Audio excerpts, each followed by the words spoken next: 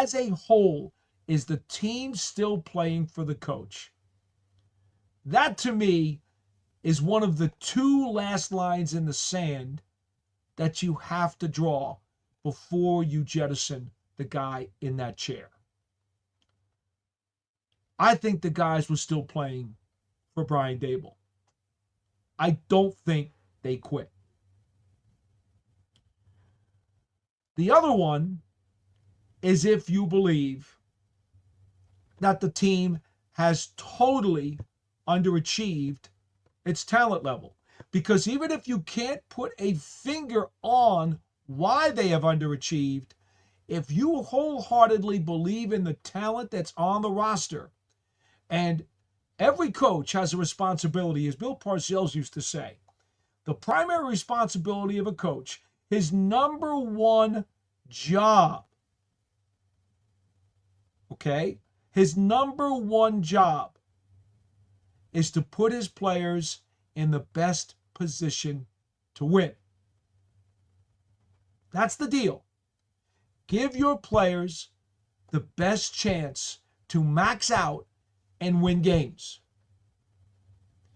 Now, a coach can do that, and if the team is very, very badly inhibited talent-wise, it won't matter that much because he could do everything possible, give them the best game plan possible, practice them hard, teach them everything they need to know, and yet if they physically and mentally cannot do what they've been told to do on game day, they simply don't have enough talent to do what they've been told to do on game day. Well, they will underperform expectation, but it will be on them. And there's no doubt that when coaches coach and players play, as you've heard many times, there are times where that happens, where the players are the ones totally to blame because they have not done their job. It's not a good locker room. It's a rough locker room. It's a screwed up locker room. And it's really their fault and they let the coach down. But then there were other times when the talent is clearly there. And I believe that's the case with the Giants. And whatever the reason is, even if you can't put a finger on it, they have dramatically underperformed. And that is always going to be one of the acceptable reasons to move on from your coach. And if I may, in reading the statement from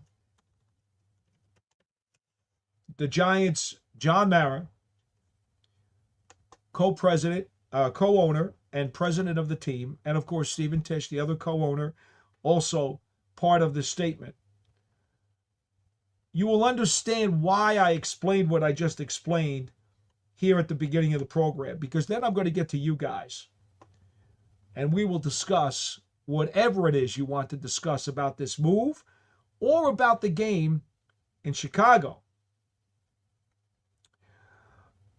The comment, and I don't know how many of you have already read it, John Mara said, quote, in a reference to General Manager Joe Schoen, we feel like Joe has assembled a good young nucleus of talent and we look forward to its development. So it is clear that the Giants front office feels exactly as I do and a lot of other football people do. Good young nucleus of talent. There's enough talent here for the Giants to be a middleweight division club. Quote from Mr. Mara, unfortunately, the results of the past 3 years have not been what any of us want. We take full responsibility for those results and look forward to the kind of success our fans expect. So there is the line, if you will, that was crossed and wound up pushing the envelope on Brian Daboll. Of course, the joint statement made by Steve Tisch, the other co-owner, and John Mara, they do say the past few seasons have been nothing short of disappointing, and we have not met our expectations for this franchise. We understand the frustration of our fans, and we will work to deliver a significantly improved product. We appreciate Coach Daboll for his contributions to our organizations, and we wish the Daboll family all the best in the future. So that's where it stands. Now, we can go into the weeds and we could say this, that play wasn't good. The player deployment there wasn't good. That scheme wasn't good. We could do a lot of different things and nitpick each individual thing that you did not like that Brian Daboll did. You could do that. But just remember one thing. The pro football is a spider web where almost nothing can be isolated as an individual item because everything has strands attached to it and is impacted by everything else around it. So to isolate individual instances, plays, schemes, words, that doesn't make any sense. As a whole, the line that was crossed is that the Giants are vastly underperforming for the talent level that this ownership and this general manager believe has been put on the roster. That was the trigger. And so the Giants move on. And Mike Kafka, who has had, I think, a half a dozen or so interviews for a head coaching position over the last several years, is now going to get a shot as the Giants' interim coach. It remains to be seen how well he will do. Mike's a great guy. Everybody likes him. He's certainly, if you look at the Giants' track record, in the 4 years under Brian Daboll, in 22 and in 23, and now again in 25, Kafka was calling the plays. Their two best offensive seasons during that 4-year time period were 22, when the Giants made the playoffs, 9-7-1, won a first-round road game in Minnesota, a big upset by most standards, and Brian Daboll was Coach of the Year. Don't ever forget that, by the way.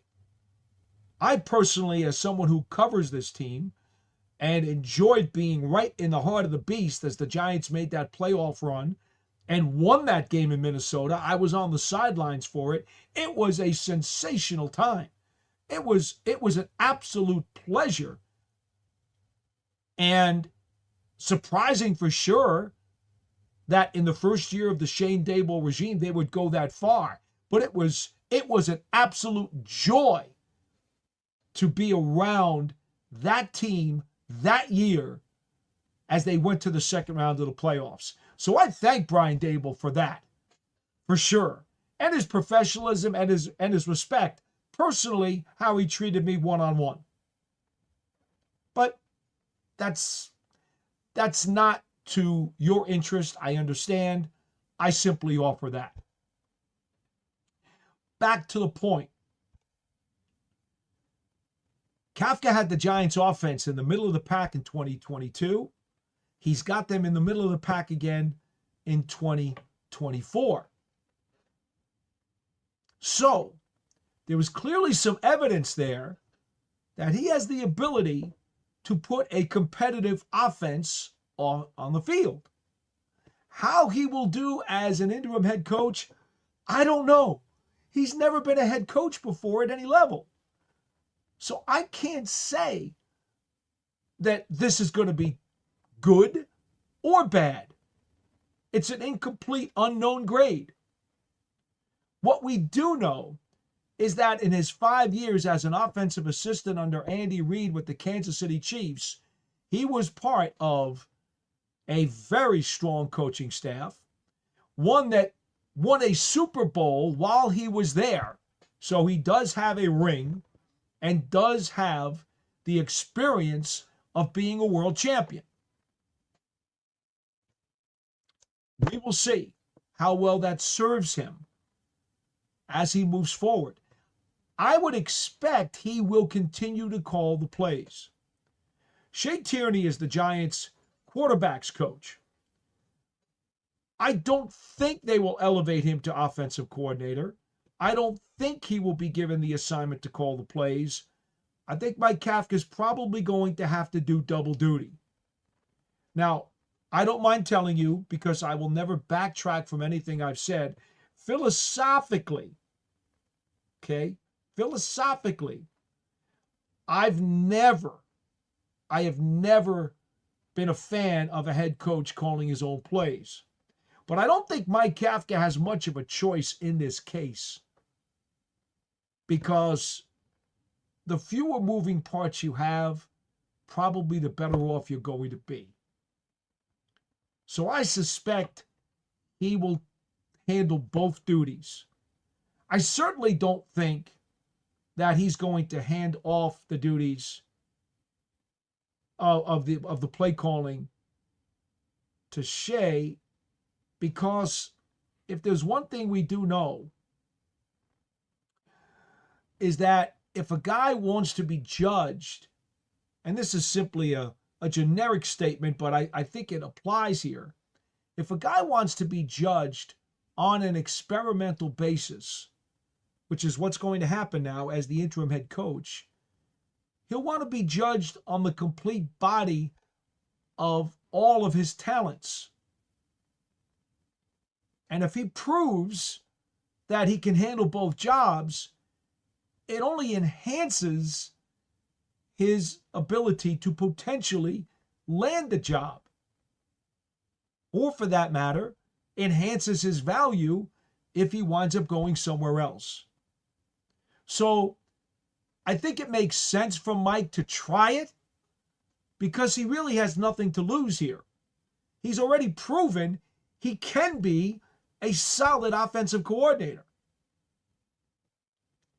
I think he'll take a shot and keep both jobs. All right. That's where it stands. Let me give you a couple of items of note here. This is only the fourth time in Giants history that they have parted ways with a head coach in their 101 years of New York Giants football. Ben McAdoo was the last one back in 2017. The Giants were 2-10 with 4 games left, and Steve Spagnuolo became the interim head coach for the final stretch of the season. Before that, you'd have to go to 1976 and Bill Hornsparger, who was 0-7 with 7 games remaining, and they replaced him with John McVay. Now you'll remember, McAdoo had the entire locker room fall apart on him, at least mentally. And he, of course, benched Eli Manning for Geno Smith out in Oakland. When he came back, his job was done.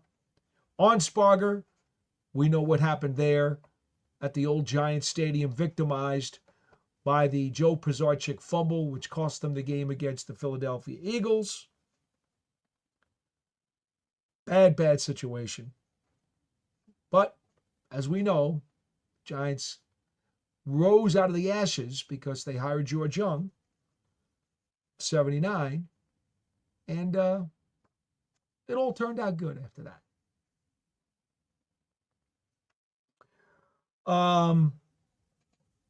Let me go back, actually. Let me go back because, Joe Pisarcik. Oh, my goodness. Talk about bad times.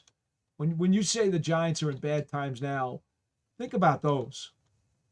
Think about those times.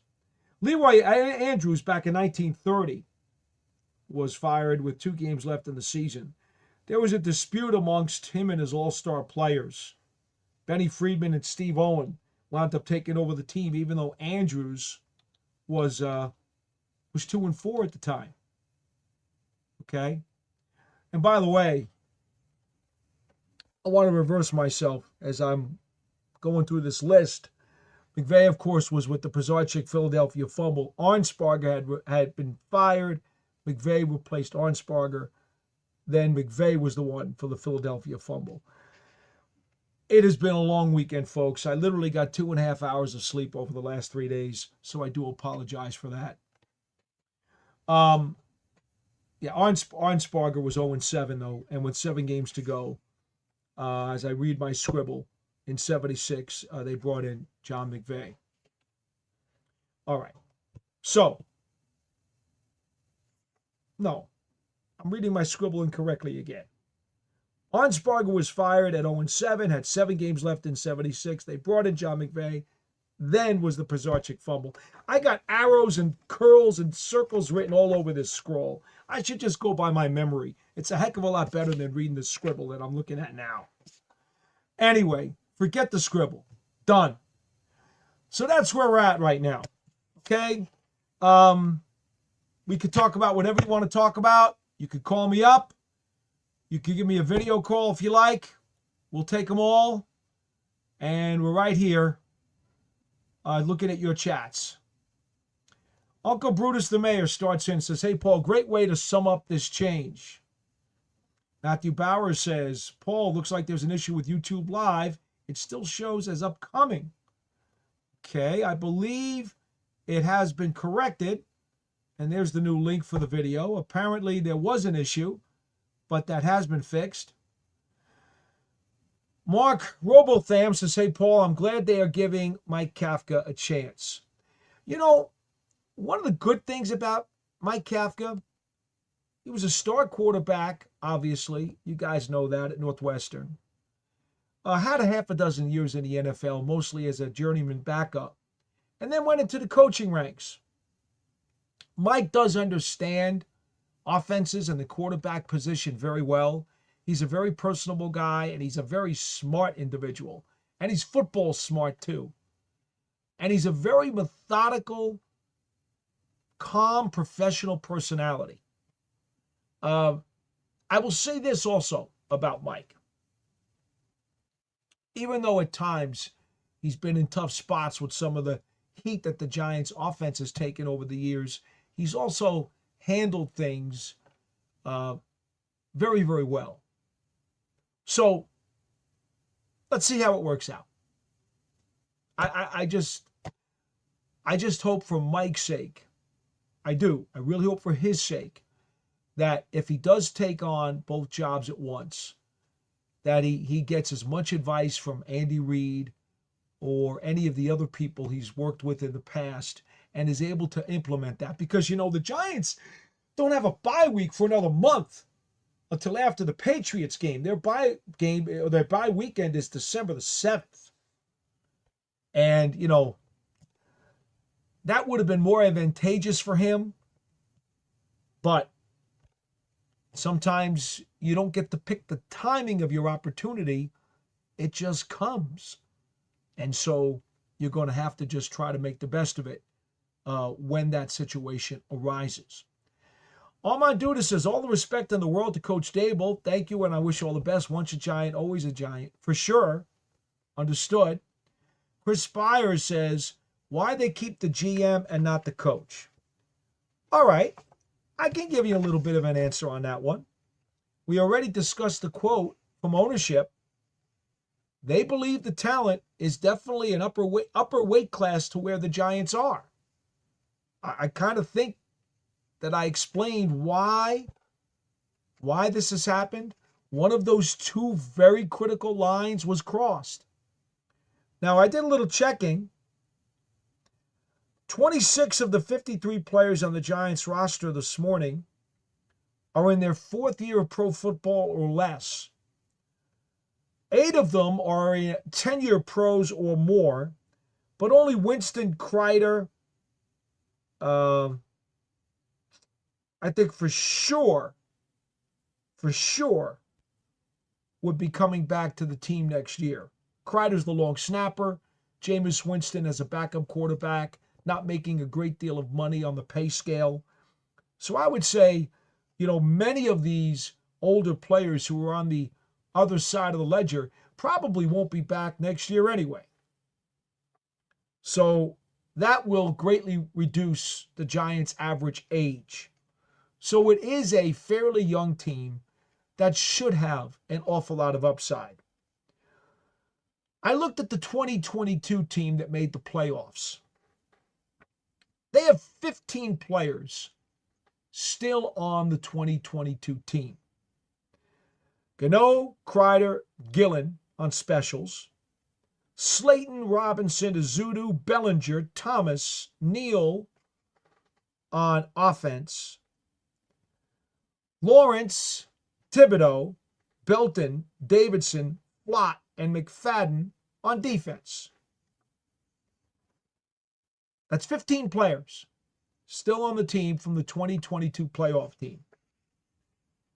And when you think about the 26 players who are fourth-year pros or less, many rookies, many first, second-year players, and I know there's a difference between starters and reserves. Please don't misunderstand. I do get that. But the younger players have room to grow and get better. Older players usually won't get better. They are what they are. There is no hope or potential for growth. They've already topped out. They've given you what they can give you, and those leopards won't change their spots. So when you consider that, and obviously it was Joe Shane who did pull the trigger and engineer the trade to go get Jackson Dart. We know that Brian Daboll wanted him, but we also know that it was up to Joe Shane to make the maneuvers to get him. Chris, I think you now have all the reasons that you need to understand why Joe Shane is still the Giants GM. Solving the race problem says, hey, Paul, being a company guy, do you see this move as too early, and what role do you think Joe Shane plays in all of this mess? Well, I've already explained to you that Joe Shane certainly has positives on his side of the ledger. I mean, if you believe that this roster, as the Giants do, is a middleweight roster, well, that's on him. And that's what they expected, and they didn't get that. Now, some of it has to do with injuries. I'm not going to dispute that. There's no doubt Malik Neighbors getting hurt was a big deal. Okay, Paulson Adebo's been out for a while. Javon Holland missed some time. I get all of that stuff. But this Giants roster in 2025 should be better in terms of their results. You don't do what you did in Dallas only to lose the game if you are terrible. You don't dominate the Broncos for 3 quarters if you're terrible. See, because a terrible team by definition is terrible throughout the game. Week after week after week, they are terrible. See, I don't know if you are old enough to remember the old Giant Stadium days of the 70s when Craig Morton and Joe Pisarcik were the quarterbacks before Phil Simms was. Those teams were terrible week in and week out. The defenses were competitive and sometimes pretty good, but you knew every week that they were going to be outmanned, and it was going to be up to the defense to outplay themselves. Not just be good, but be great for the games to be competitive. Okay? Those rosters were simply not good. Go back to the Yale Bowl days in the 70s. Those rosters were not good. They were bottom of the barrel rosters. And you couldn't win a quarter, never mind win a half with those players. So, by definition, if you are really that bad, you don't dominate the Broncos for 3 quarters. You don't have the Bears 12 feet underwater until 6 minutes to go. No, If you're really that bad of a roster, you're bad from the get-go. And you're trailing the whole game, and you're just hoping you don't get blown out. That's the difference. That's the difference. Yes, I am part of the New York Giants official broadcast team. There's no question about that. I'm up close and personal with these guys. I watch them every day in practice. I think I know what I've seen, and I do believe that the Giants front office is accurate, ownership is accurate in assessing the talent on the team. Now, in terms of the too early comment, that one is impossible for me to gauge because I am not in the coaching rooms. I am not in the GM's office or the ownership's office. So I don't know what they discussed or what they have identified besides the obvious underachieving of the roster. If they have different items that they believe made it time, then it's kind of their responsibility to pull the trigger. If they didn't have items, then I'm sure they would have gone to the end of the season like they have in all but 3 other times in 101 years of the franchise. That is a 100% honest and open answer. I don't have another one to give you. That is the only answer. Chris Spires says, I feel like getting rid of Wink was his downfall. Well, I know a lot of people were big fans of Wink Martindale's defensive coordinating job with the team. I know that it was kind of a mixed bag in terms of the metrics, yardage given up. There was some stats. When you look at it, you're like, well, how many rushing yards are they giving up? How many sacks are they getting? How many first downs are they allowing? How much time of possession are they giving up? Wink was all about pressure breaks pipes, win on third down, win in the red zone. If you win on third down and you win in the red zone, the other stats aren't that important. Because in Wink's mind, if you win on third down and you win in the red zone, Wink also believes that you don't need sacks necessarily, you just need pressure and hits on the quarterback. His feeling was if you prioritize those stats over the others, you have a better chance of succeeding and finding the end result that you're looking for.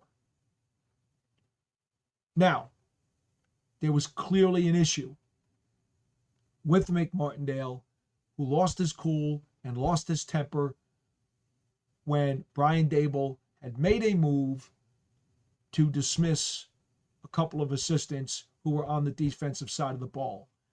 That situation became unworkable, and Wink walked out of the Giants' offices.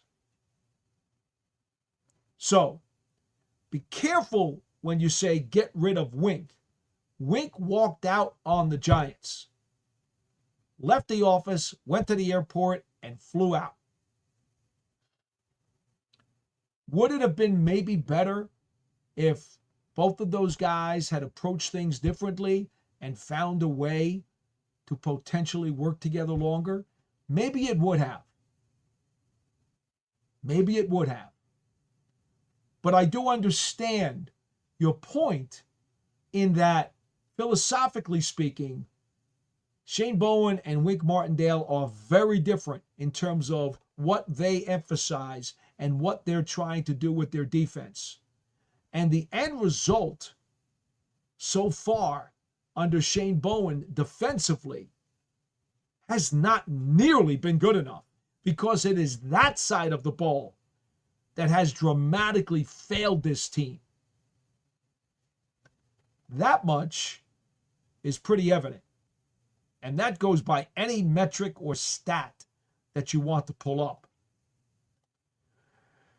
Big Blue 4751. Evening, Paul. So how was your last 48 hours? Another Groundhog Day season.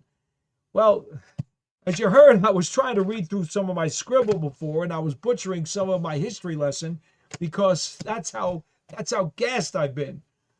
It between travel issues, college game I did, Giants game I did, etc., etc. It's been pretty wild. It's been pretty wild. I am on fumes right now. I almost did not want to do this program, but I thought I owed it to the fans to do this show because I figured you guys would probably want it. I did the Big Blue Kickoff Live show this afternoon with John, and the word came down via an NFL Network report. I believe it was Ian Rappaport who first put it out there that they were making a change with the coach. That happened right during, the first 20 minutes of our program. And at that point, the Giants had not made any announcement from inside the building. So we're in the studio, in the building, and we're trying to do a program, and then this pops up. So you can imagine that was quite a curveball, or knuckleball if you prefer, for those of you who love baseball analogies. And it was like, okay, wow. Where do you go from here? So it has been a very dramatic and exhausting 3 days. But when I talked to Patty, who runs the New York Giants on SI site, I did talk to her this afternoon. I said, we did a special when the Giants signed Russell Wilson as a free agent. It was a big headline. I know the fans wanted to talk about it. We did a special from the Combine. I knew you guys would want to talk about that stuff too, so we did that. I said we probably have to do a special for the fans off of this move too, because I'm sure there's a lot that the people want to say. So that's why we're here, Big Blue. And to be honest, I don't know how long I'm going to be able to go, but I'm going to try to go as long as you guys want me to. But thank you, and I hope you're doing well. MB Goblin says, Paul, any concern with Joe Schoen being the guy to pick our next head coach if he is potentially also on a hot seat, history repeating itself? No, because it was made clear in the statement that I read earlier today, or earlier in this program, from John Mara. The Giants believe that this roster is better than what it has shown. I don't think they believe, and I agree with them, that this is a 2-8 roster. It is a 2-8 football team, but it is not a 2-8 roster. Okay? If you just want to go to the 3 gut punch losses that never should have happened, they're a 5-5 football team. That's truly more, what's the word I'm looking for? More exemplary of what the talent on this roster is. A 5-5 football team. But the reality is they're 2-8. So, no, I don't think there's an issue because Joe Schoen has built a better roster, and the new coach, whether it's Mike Kafka or anybody else, is coming into a team that has 500 level talent. So don't be surprised as long as they wind up picking the right guy, and who knows who the right guy is. Right now, we don't know that. But if they do pick the right guy and he cultivates this the way it should be during the offseason, there's not much doubt in my mind, with an easier schedule and with a roster that is already a middleweight caliber roster, the Giants are going to be making quite an improvement record-wise in 2026.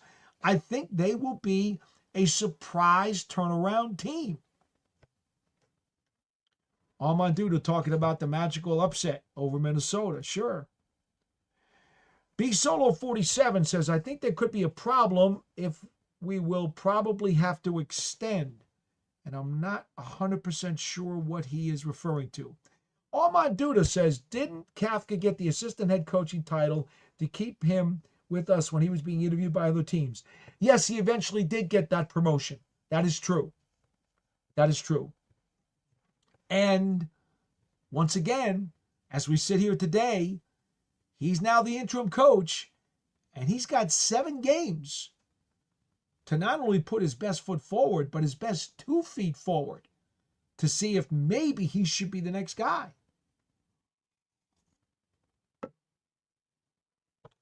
We'll see how it goes. If he does really well, then how happy would you be that they gave him the extra title and the extra money to stay? MB Goblin, also, Paul, would you say the team as it is today is much more enticing for a head coach new regime compared to what it was back when Daboll came on board? I do. The Giants had more, what's the word I'm looking for here? They had a lot of older guys in starting positions and key positions. And at that point, they also did not know for sure if Daniel Jones was going to be the franchise quarterback. Okay? Now, they seem very confident that Jackson Dart is the franchise quarterback. And they do have quite a few younger to prime players at good stages of their careers in key spots, so that this team should be more enticing to somebody wanting the job. I talked about that with John on Big Blue Kickoff today. I do think the team, roster-wise, is in better shape than it was 4 years ago. Because when you consider the context of some of the players who were up for deals, some of the age of the players, and some of the spots that they were in, yeah, I do. I do think it's a bit more enticing. So we will see. Of course, Mike Kafka already knows the talent that's in that locker room. He's been here. Armand Duda says, getting to be head coach of the Giants, especially with the potential Dart has, is a very attractive job for a head coach. MB Goblin says, on the Shea commentary, but with the quarterback room with those vets, don't you think that makes his ability to be the play caller easier with a very seasoned quarterback room? I don't think this is at all about Shea Tierney. I think if Mike Kafka decides he's going to call the plays and be the head coach at the same time, it's because he wants the challenge of doing it, and he wants the ability to prove that he can do it. I don't think it has anything to do with not wanting Shea Tierney to call the plays.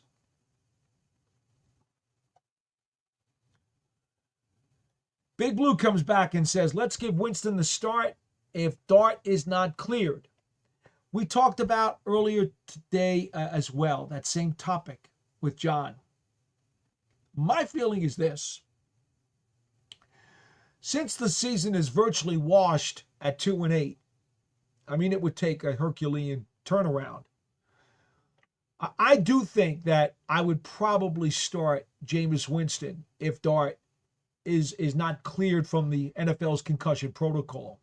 Now, the reason is very simple. And again, sometimes you can say something and people can misinterpret why. So I'm going to be very clear here. From a business and long-term perspective, Jameis Winston is on a 2-year contract. He is very inexpensive at $4 million for the 2026 season. Russell Wilson is going to be a free agent at the end of this year.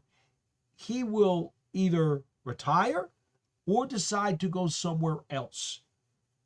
He is not going to, I would think it's a very, very, very high long shot that he will re-sign with the Giants. So it makes more sense if you're the Giants and you're trying to now identify what you have over the last 7 weeks of the season. It makes more sense to see the guy who hasn't played yet this year and the guy who is under contract for next season than it does to play the guy who's going to be a free agent and doesn't have designs on returning. That's a situational decision. It has nothing to do with the abilities of Jameis Winston or Russell Wilson, in my opinion. I look at it strictly as a situational decision. I think Winston makes more sense if Dart cannot play. Before we get to the rest of our chats, it looks like we have a video call, so let's get to it. Russo Radio comes on to the program tonight, and we appreciate you calling in. I didn't realize I called you, Paul. How are you? I'm very depressed, very sad. I understand. But you know what? I can see by this video that you've been rooting for the team for a long time. So I'm sure you do remember the Arnsparger-McVay era, and I'm sure you also remember those days at the Yale Bowl. And those were pretty rough, weren't they? In fact, you're right, and my memory's not as good as you're thinking. I'm not even as old as you are. Okay, well, then in that case, I apologize if my visual was not very good. But I'm looking at you through a computer, so that's entirely possible. Yes, and I've been stuck in this seat for about 20 hours. Wow. I understand, but you know what? Here's the only thing that I could say to you, and I do appreciate the frustration and the disappointment because it's just been really, really rough to watch. I really do think that they do have a lot of players on this team, younger players, who are going to perform better when the 2026 season comes around. Tyler Nubin has not been the same player. Paulson Adebo has not been the player that they signed. He's a 5-year pro. I know he's not young, but he's a 5-year pro who's much better than what he has shown this year. I think Javon Holland is a better player than what he has shown. You know, there are a lot of players on this team, either young or in their primes, who have not lived up to their football card. Dexter Lawrence has not played like a superstar this year. That's what Carl Banks said. Well, so my point is that if the new regime, the new coaching regime, or again, it could still be Mike Kafka with maybe new staff guys. Who knows what he's going to do or the new guy's going to do.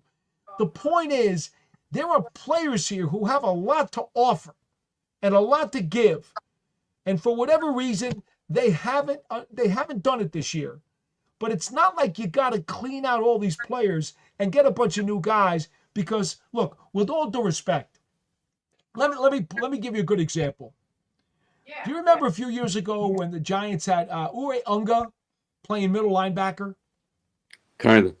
Okay. He was an undrafted rookie free agent who came out of nowhere and wound up making the team. And because of various injuries on the team, he wound up being one of the starting inside linebackers. Well, once the season ended, not only did they not re-sign him, he never made it onto another NFL team. Why do you suppose it is?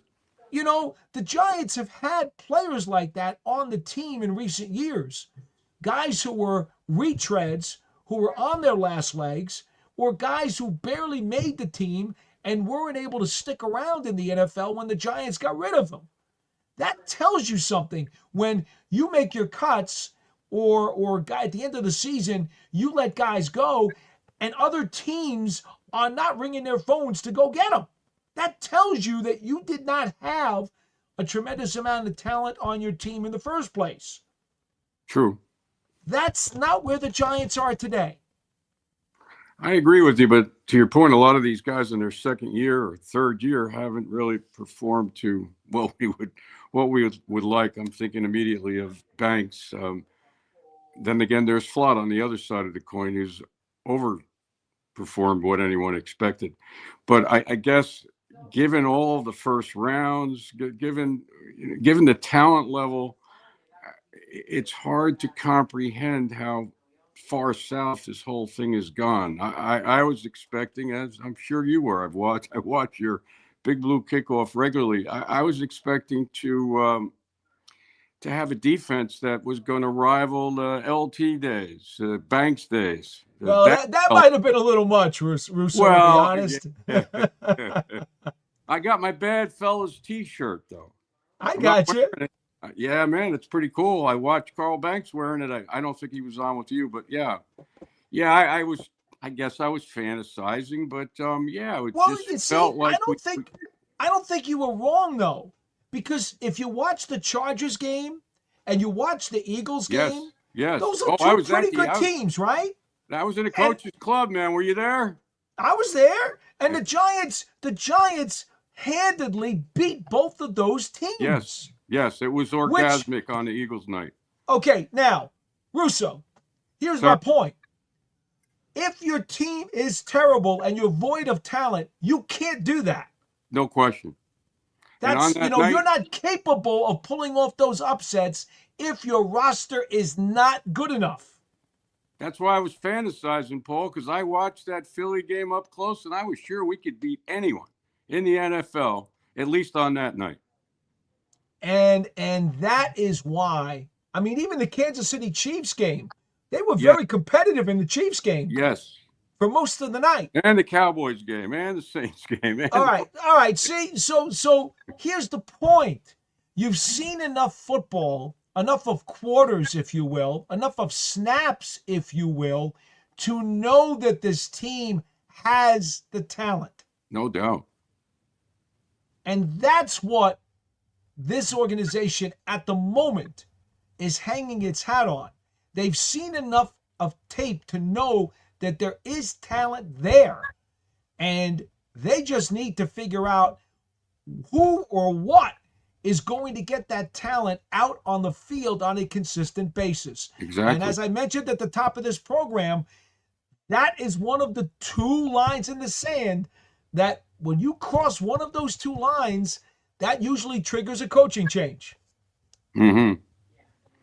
I was rooting for him, but I'm kind of glad they pulled the trigger, and sort of sorry they didn't do it sooner. But I'm looking at a kid like Dart, and Daboll obviously was a big factor in bringing him in, and whatever you want to call coaching him to this point. That's the scary part, taking a kid that young, 22, 23, whatever he is, and putting him in a position where this is like his connection after Kiffin. And now he doesn't have, he just doesn't have dad or Uncle Daboll, as it were. And I guess that's what was making me a little nervous. But I looking back, I think they should have pulled the trigger sooner. No reason Kafka could have got a head coaching job. No reason why they couldn't have done that. But I think it was mostly about the Dart connection to Brian Daboll. Well, I will say this. If Mike Kafka has a terrific 7-game stretch here to close out the season as why the not? Giants head Why coach, not go with him, right? If that happens, mm-hmm. Okay, well, then you would have to consider that he's got a really good chance to hold on to it, and then you'll be thrilled that they actually gave him half of a season to prove himself. You make a good point. But then why not 3/4 of the season? Well, maybe because right you know why? I'll tell you why. Because after the crazy way they lost the Cowboy game, and you'll recall, then they played the Chiefs really tight at home and then beat up on the Chargers. Yes, sir. You had to still think at that point that they could have still been that middleweight team that we were talking about. Yep. They showed you enough to make you think it was still possible. I put down several $10 bills, Paul, on 200 and 250 to 1 at Caesars to win a Super Bowl. That's not something I'm capable of discussing. So you want to buy them? I will only say that I do understand that there were pieces of evidence there that would have led you to believe that this team could be what you thought you saw. Let me tell you. And that hasn't changed. In the middle of the Denver game, while they were winning, not in the middle, at the end, when they basically had the game locked up, the odds had dropped from the 200 or 250 that I'd gotten to 70 to 1. Had they beaten Denver, point is, by now, if they did what I was fantasizing about, probably be a 10 to 1 shot to win the Super Bowl. Well, But as I said, in the meantime, they're 1,500 now. So yeah. 10 will get you 15K. Like I say, that particular part of our conversation is not in my I didn't repertoire. realize that. I thought since it was legal, it was all okay. No, sir. All No, right. sir.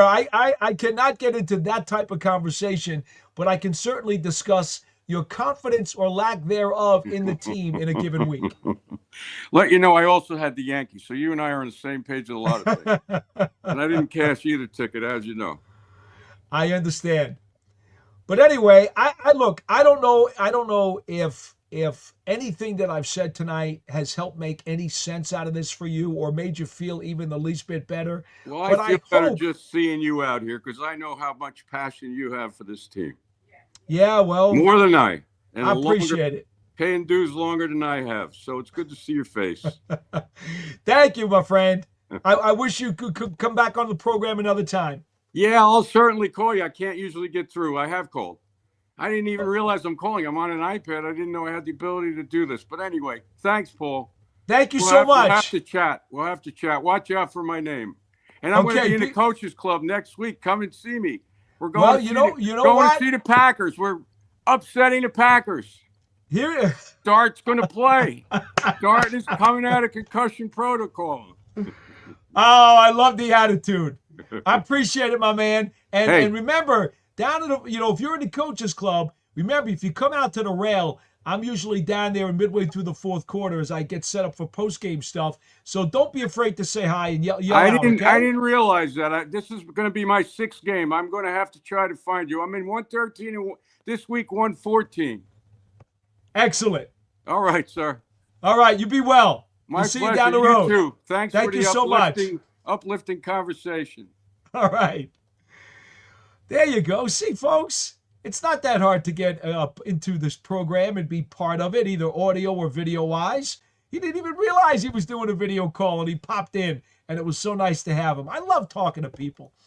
Okay, Mark B, 8365. He's one of our regular chat guys.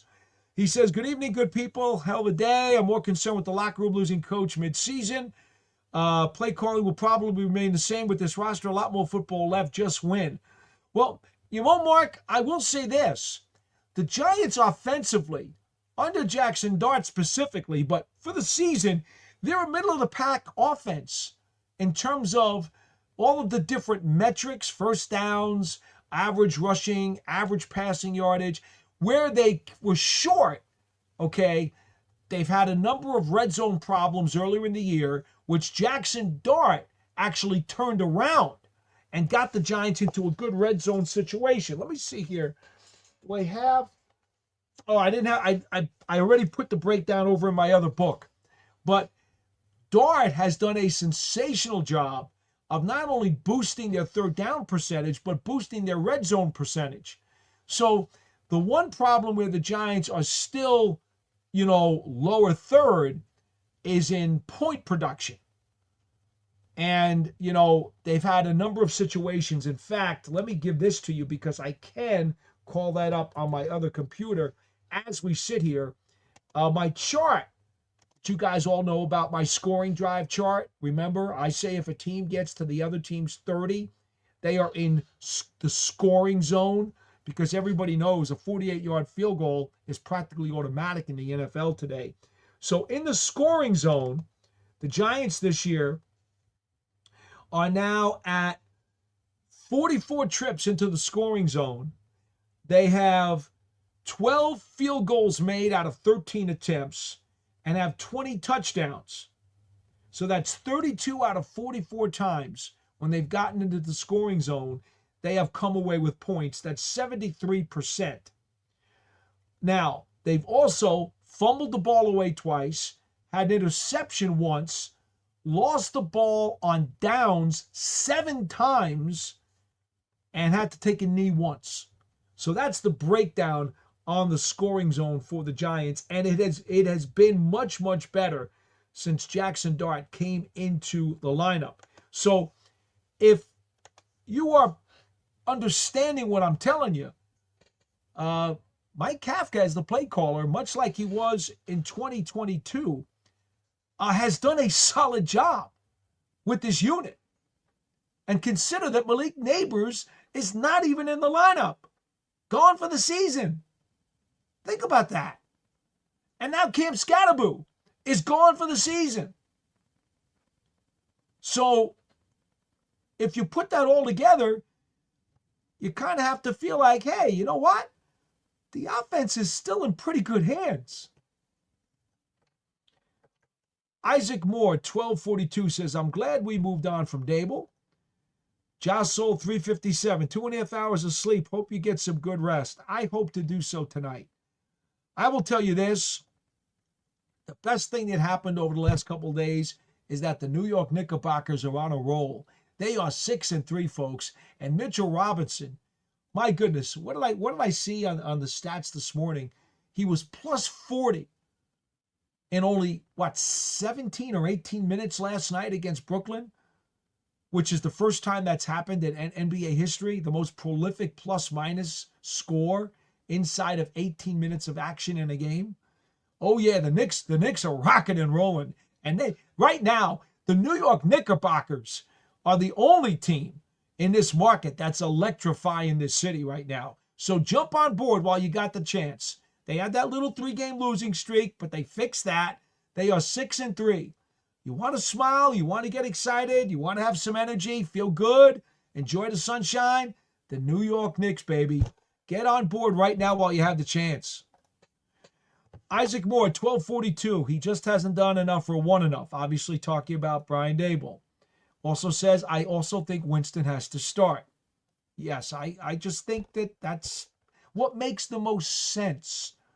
And if Mike Kafka decides to go the other way, well, then his rationale is going to be that Russell Wilson's resume, as we said all along during the offseason, is much more accomplished than Jameis Winston's. He is also a much safer pick because Winston is extremely erratic. He has been his whole career, and there's a high-risk, high-reward factor to him playing.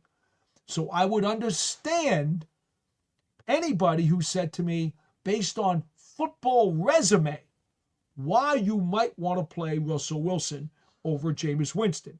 Russell Wilson's a future Hall of Famer. Jameis Winston is not. I could see if someone wanted to go there. I'm looking at it strictly from a bigger picture football perspective deal, not necessarily looking at resumes. I'm just looking at logic here. Not football. I'm looking at logic. I think I would start Winston. Again, we don't know what the deal is with the concussion protocol, whether the NFL will clear Jackson Dart by Sunday's home game against the Packers or not. Isaac Moore, 1248, says, hopefully Kafka will make some changes because we all know Daboll didn't. Ja Soul says, if Jameis gets the start and shows good tape, he might not be back neither. Probably. Why is he kept at QB3? Jameis Winston signed a 2-year contract with the Giants. So not only is he under contract, he's also at only $4 million next season. So he is very inexpensive. He doesn't have a choice unless he wants to retire. He's going to be back on this team next year unless the Giants say otherwise. And Isaac chimes in with that same thought that I just explained. Josh Old, 357, says, well, players get out of contracts every year, either requesting a trade or a release. Jameis Winston seems to be very happy to have landed here. Remember, during the offseason, when he was an unrestricted free agent, I did not see him getting any visits or interviews with other teams. The Giants were very happy because of his attitude, his work ethic, and his ability to get along with teammates. They were very happy to bring him in as a backup. And that's exactly as it played out. Remember, if the Giants had not gotten a quarterback, if they had not made the deal to get Jackson Dart, if that deal had fallen through and they did not get the trade, there was a very good likelihood that they would have gone into the season with Russell Wilson and Jameis Winston as their 1 and their 2. Now, I had always thought if they did not go get somebody in the first or second round, they would have to go third or fourth round. And maybe my sleeper target at that point was Kyle McCord out of Syracuse, who I believe is still on the Eagles practice squad right now. It was going to have to be a developmental quarterback instead of a true prospect quarterback, which is what Dart is. That's why you had to trade up into the first round to get him. Go Yanks 122 says, Paul, they are underdogs in every game this year. Worst out of the 14 teams. The roster isn't as good as they are saying. Well, again, I ask you, if the roster is as bad as you are saying, could they have played as well as they did for as many quarters as they have this season? I think if you're honest with yourself, you would realize that your evaluation is a bit awry. MB Goblin, have you ever seen an instance where the interim head coach actually turns things around at this stage in a season? Very, very rarely. Very, very rarely. I don't expect the Giants to run off a whole slew of wins just because Mike Kafka is running the controls. I don't expect that. But what I'm hoping to see, and look, they did what they did with this change for the future of the franchise. They're thinking about 2026, and this change right now for 2025 is an opportunity for Mike Kafka to inject himself into being a contender for the 2026 season. So if he gets a bunch of these players to play to their potential, and again, I want to stress this to you, for those of you who did not join the program earlier, one of the two litmus tests, the very last litmus tests, in my opinion, from my years of experience covering the NFL and the Giants for 43 years, is number one, have the players stopped playing? Have they quit for the coach? If he's totally lost the locker room and the players have quit, that is certainly a line that you cannot cross. It's going to cost you your job. The other one is, can you get your players with the talent level that they have to play to their potential?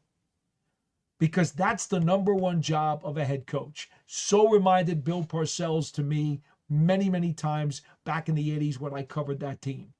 That is your primary function. I can't pinpoint exactly why so many Giants players have underachieved this year.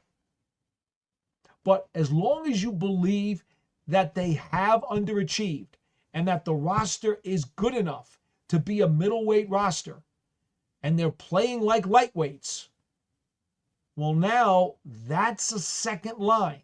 That's that second line that also can prompt you to pull the trapdoor. That's what's happened here.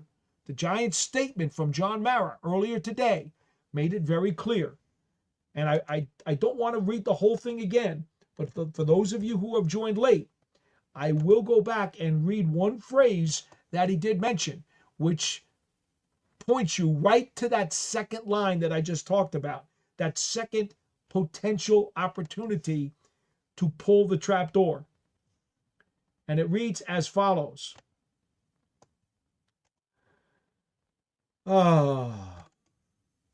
Here we go. I have it here.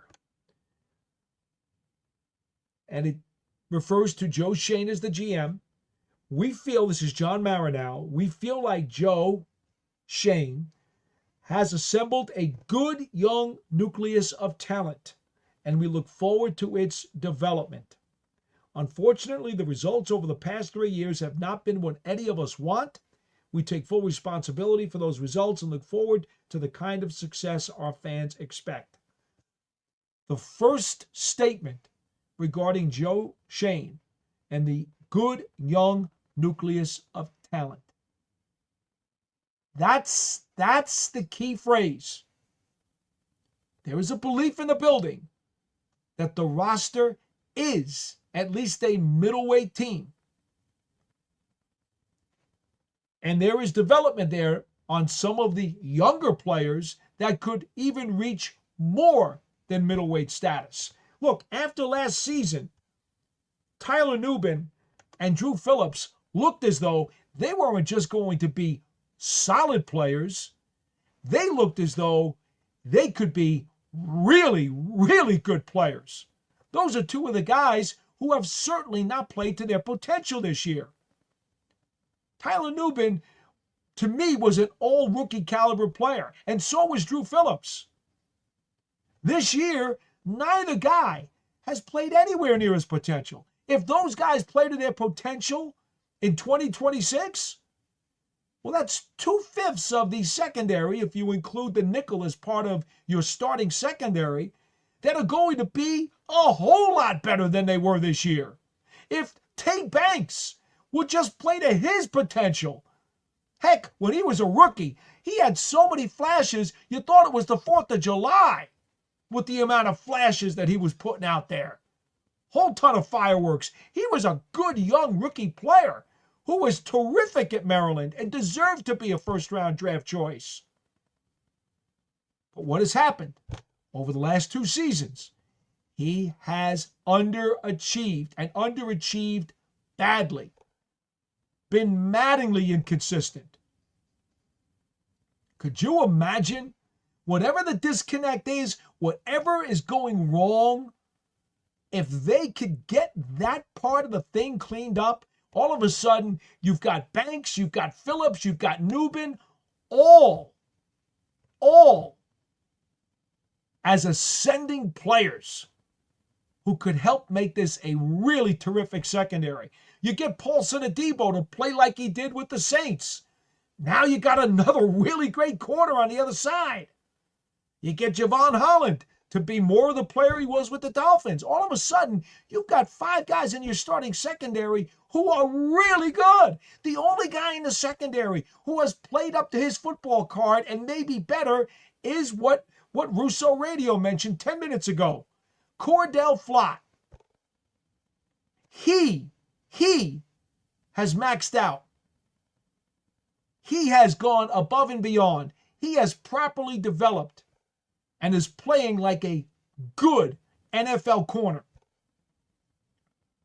The rest of this secondary has not played to its potential. And that's just pretty obvious if you've watched the games.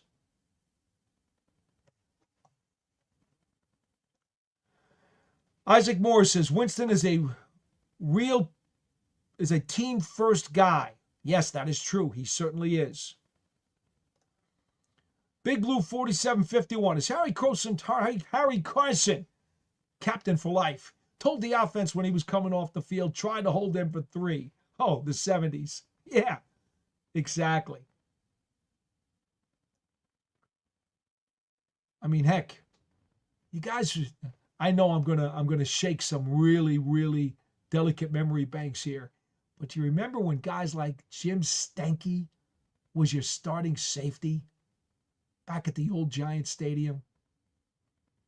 I mean, I'm just saying. No disrespect to Jim. Made a big interception to seal a game against the Redskins. The old Redskins. You remember that game? 12-9. At that point, it was the most field goals ever in an NFL game that did not involve a touchdown. I know. You guys don't want to hear about that right now.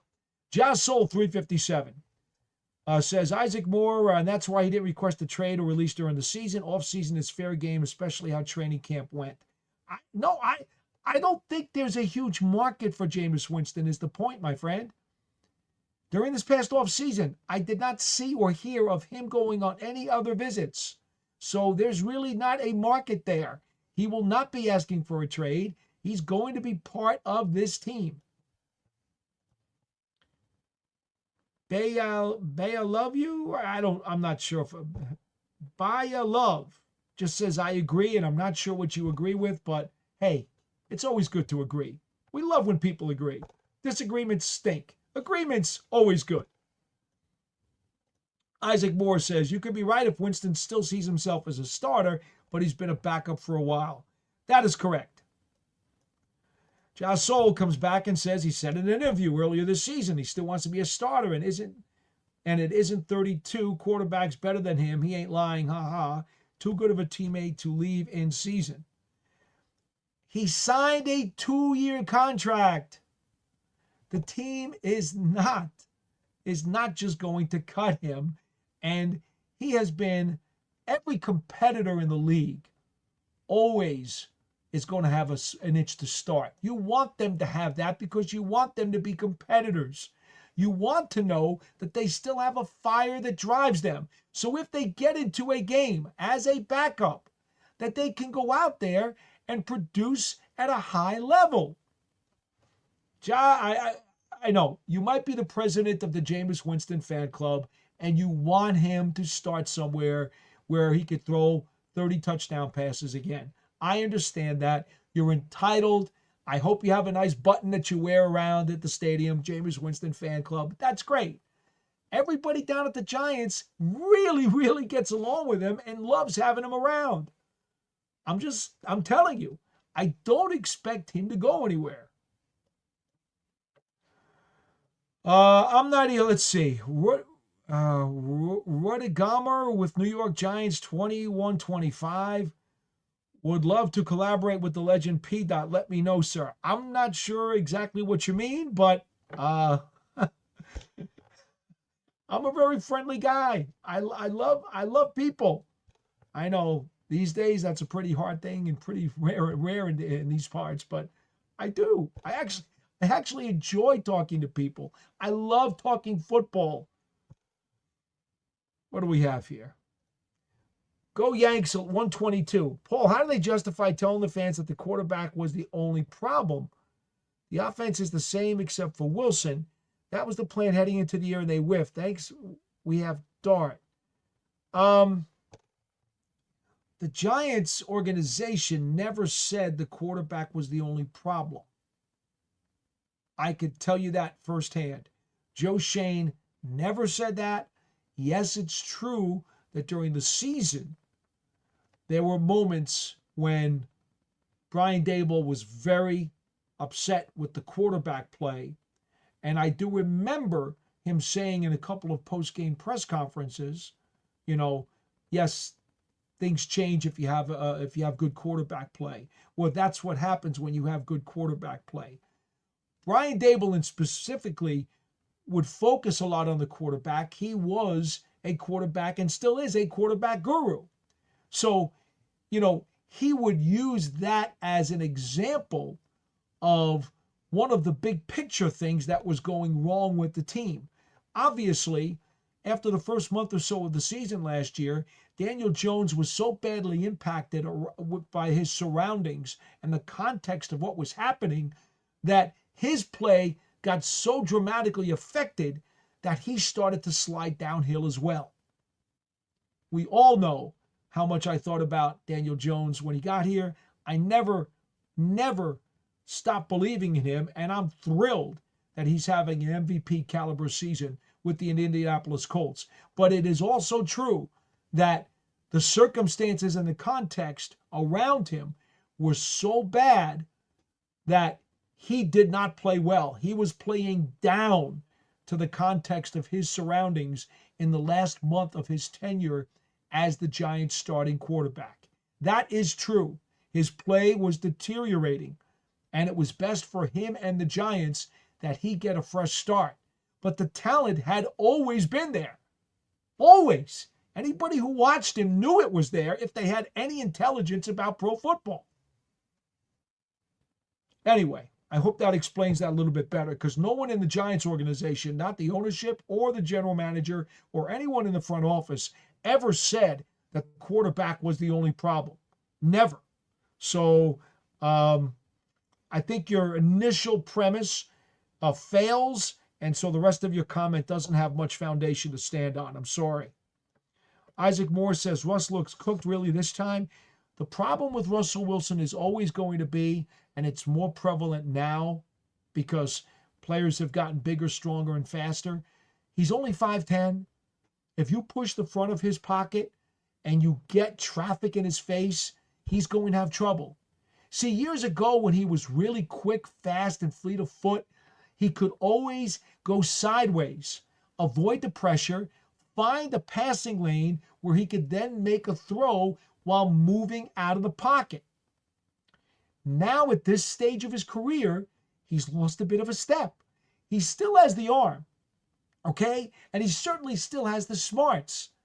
But the legs aren't as fleet of foot anymore.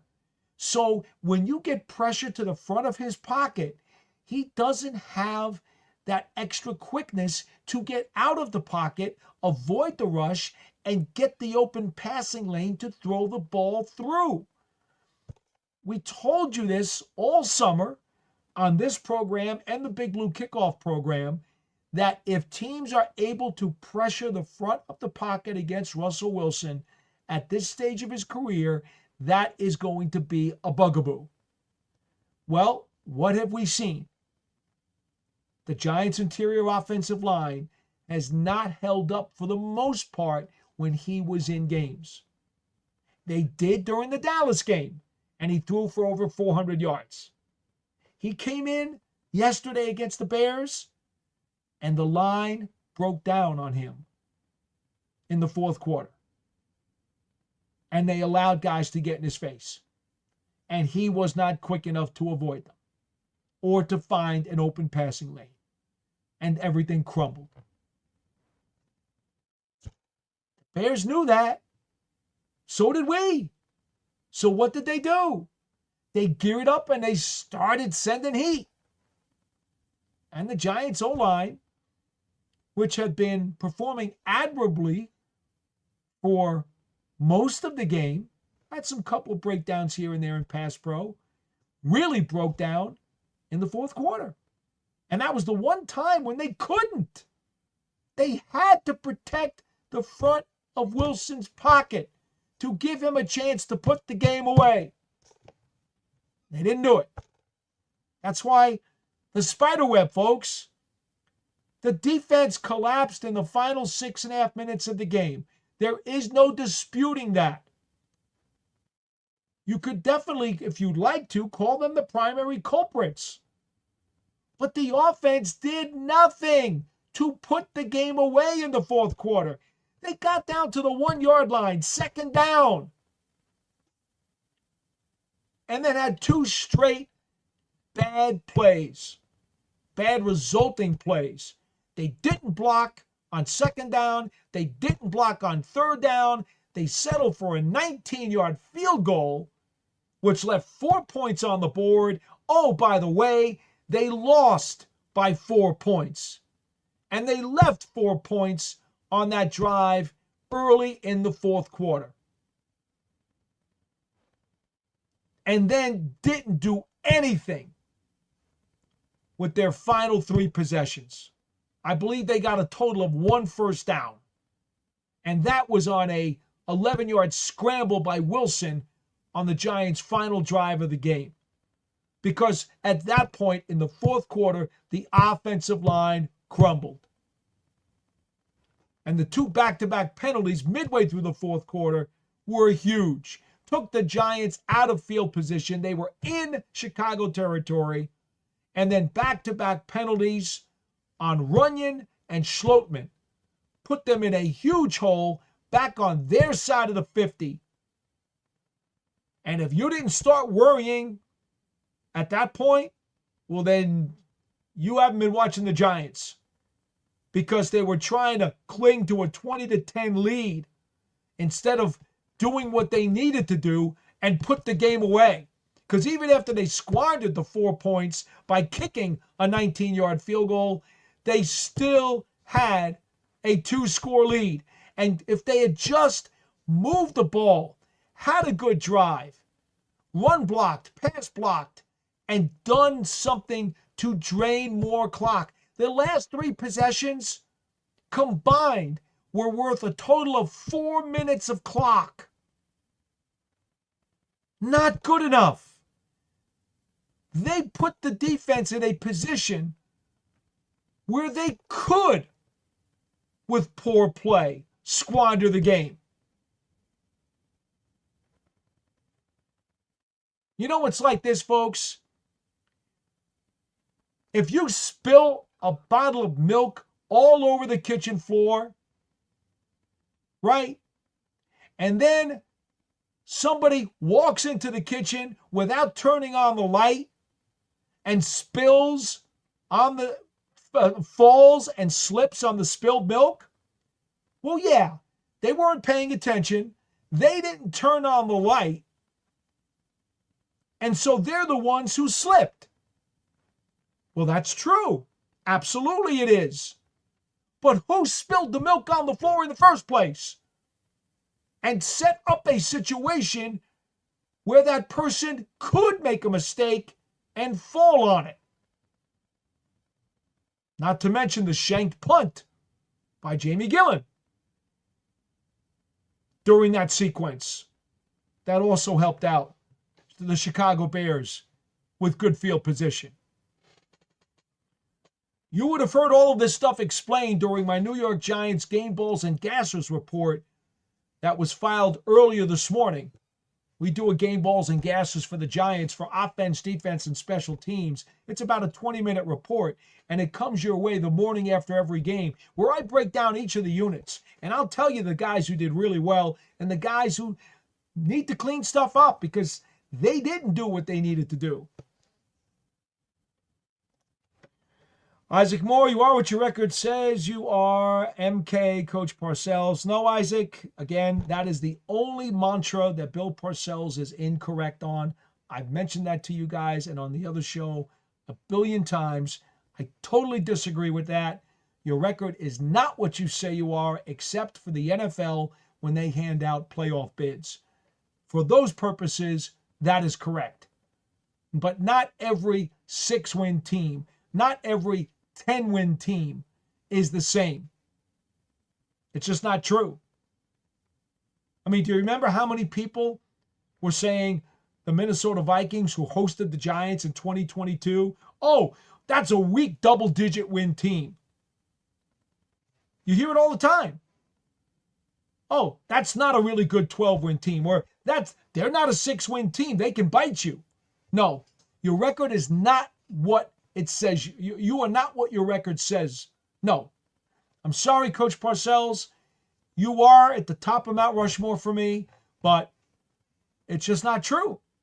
It's just not true. There are different levels of 5-win teams, of 7-win teams, of 10-win teams, and of 12-win teams. There are. There just are. That's a fact. Soul 357 says that was weird with Russ. I'm not sure exactly what he's talking about. Boy, I got so many chats I got to get to, and we're 90 minutes into the program. Man, you guys, you got over 1,300 live people on this show right now, and I guess with so many chats, I got to keep going. I certainly planned on calling this a night. I'm exhausted. My voice is running out, but you guys are here. And so I feel as though I have a responsibility to you guys to stay. Let's see what we can do another 15 minutes at least, okay? Armand Duda, I think Winston should start until Dart is out of concussion protocol. He is signed for next year too, so he's going to be QB2 eventually anyway, and think he gives us the best chance to win. I don't know if he gives you the best chance to win, Armand, but again, based on all the factors that we talked about with the contract, it just makes the most sense. Isaac Moore says Winston fits better with what Kafka calls. Well, he's 6'5". I'll say this. If you're worried about pass protection in the front of the pocket, Jameis Winston stands back there very tall. He can see the field. A lot easier than Russell Wilson because physically he's about 5 or 6 inches taller than Wilson is. That's just a fact. Go Yanks 122. Yeah, quarterback is attractive. A lame duck GM is not. Well, I'm sorry, Go Yanks, but he's not a lame duck GM. So that kind of ruins your premise there. Tony Violante says, I remember those 70 teams. John Mendenhall was the entire defense. Defensive tackle out of Grambling. Number 64 on your scorecard. Big John Mendenhall. Love that guy. You know, he was an all-NFC selection by United Press International back in the 72 season. Mendenhall was vastly underrated, a tremendous, tremendous player. Didn't get his just due because, after all, those Giants teams were just miserable. Anyway, Tony says this team is definitely more talented, has underachieved. You see it exactly as I do, my friend, and I think a lot of people feel this way. That combined with the gut-wrenching losses, giving games away, was the final straw. Tony, appreciate your viewpoint, and thank you so much for being part of the program.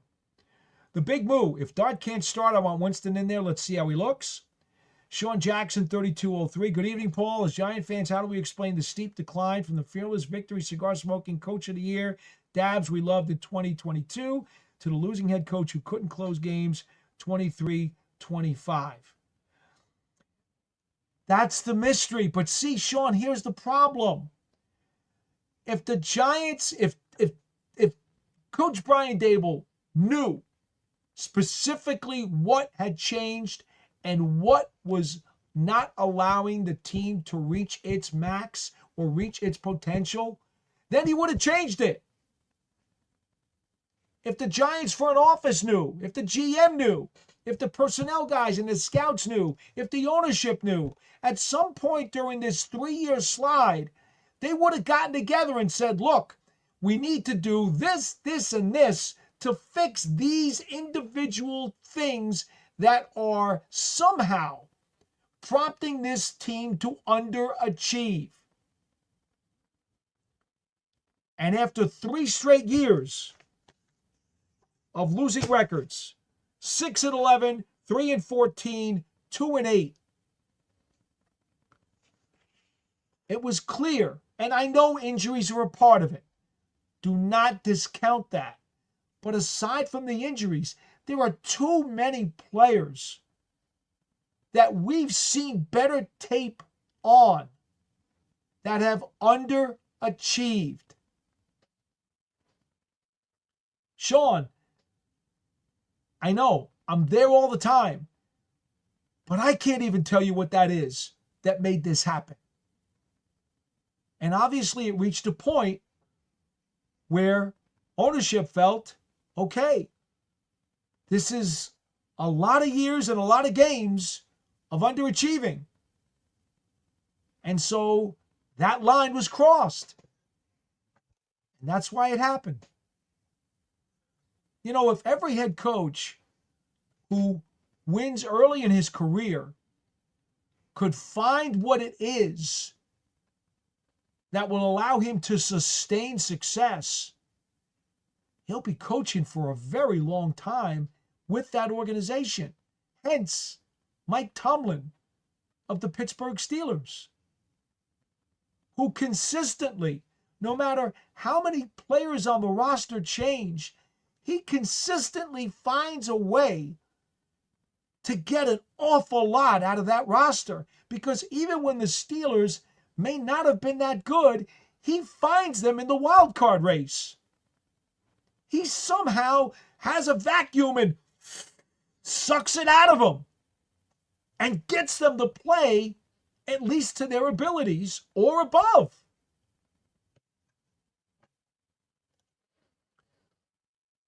Parham Antoine. Why are we holding on to players that don't play? Neil Hyatt, we should have traded them for something at the deadline. How do you know anybody wanted them? I'm not trying to be funny. Did any team in the National Football League call and ask, what would we have to give you for those 2 players? I don't know that there was any market for either one. Scott Young, 1669. Paul, interested to see what Kafka can do. I'd be in favor of letting Dart get healthy, sit out the Green Bay and Detroit games. Believe me, the Giants are not going to take any chances with Jackson Dart. I mean, he's in the league-mandated concussion protocol. If he doesn't clear the protocol, obviously he's prohibited from even practicing and playing. That goes without saying, right? You can go out there for non-contact drills and practice if you get to a certain level of the protocol. But that's as far as it goes. So that's number one. Now, is your question if Dart gets healthy, clears the protocol, and is told by the league he can play, will he play? I think as long as the Giants medical staff also agrees, because everybody's different, every doctor is different, you could clear the league concussion protocol, but then let's say your medical staff, hypothetically speaking, maybe your medical staff is like a little leery. And they're like, yeah, he passed the test, he's cleared, but we're a little skeptical. Maybe wouldn't be such a bad idea to give him another week. If that happens hypothetically, well then, the Giants always pay attention to the medical staff. And if they're feeling that way about it, I'm sure that that's what Coach Mike Kafka is going to do. Because the Giants always defer to their medical staff. They have one of the best, if not the best, medical staffs in the National Football League. I hope that answers your question. Armand Duda says, who would want Neal? We couldn't give him away. Okay. Armand Duda says, oh, we tuned in to Russo Radio. How about that? Armand Duda says, I expected a good defense, but not as good as the Big Blue Wrecking Crew. And I agree. Armand, not only did I say this and got out in front of it, but I had many, many people say on the Big Blue Kickoff show, the Big Blue Kickoff Live show, and even coaches and scouts who I know around the league all agreed the Giants will be a top 10 defense lock, possibly even a top 5. Well, where are they? Nowhere near that. Not even close. Not even on the same continent. That's called underachieving. The Big Moose says, I've never seen a team with so much individual talent that can't put it on display. Coaching. Well, Big Moo, again, that's the thing. They've put it on display a number of times. 2 full games and a number of other quarters. And it looks like Russo Radio wants to get back on the program. So I don't usually allow two calls in the same show, but he's sticking with us, and he seems very adamant about getting back on the program. So I tell you what I'm going to do. I'm going to give him just a minute here. I guess it's a response. Russo, do you have a response or a retweet Paul, or something? you're the best. Thank you so much for letting me back on the air. Let me ask you this. I was thinking back on what you were saying about Daniel Jones. Like, I don't think he got a fair shot. I don't think they provided him with that offensive line that obviously we all watched him on Sunday morning. Do you think they did for him what they should have as an organization? No. And John Mara admitted that. He told everybody they did everything they could to mess up Daniel Jones. He absolutely admitted to that. And in retrospect, the Giants did everything they could to derail him. And why? It wasn't on purpose. It wasn't on purpose. They were trying to do it, but do good things for him, but it never worked. That's weird. It's weird to me. It's weird that, now I'm reading back on what Daboll did and thinking, okay, you didn't really give him a good shot. You didn't have an offensive line that could block. And to send him out to pasture, bring in another guy, and never really address the reason why he had, 1 second to make a decision. Anyway, I picked up on that point, and I agree with you. Matter of fact, they beat me up in the coaches club, Paulie.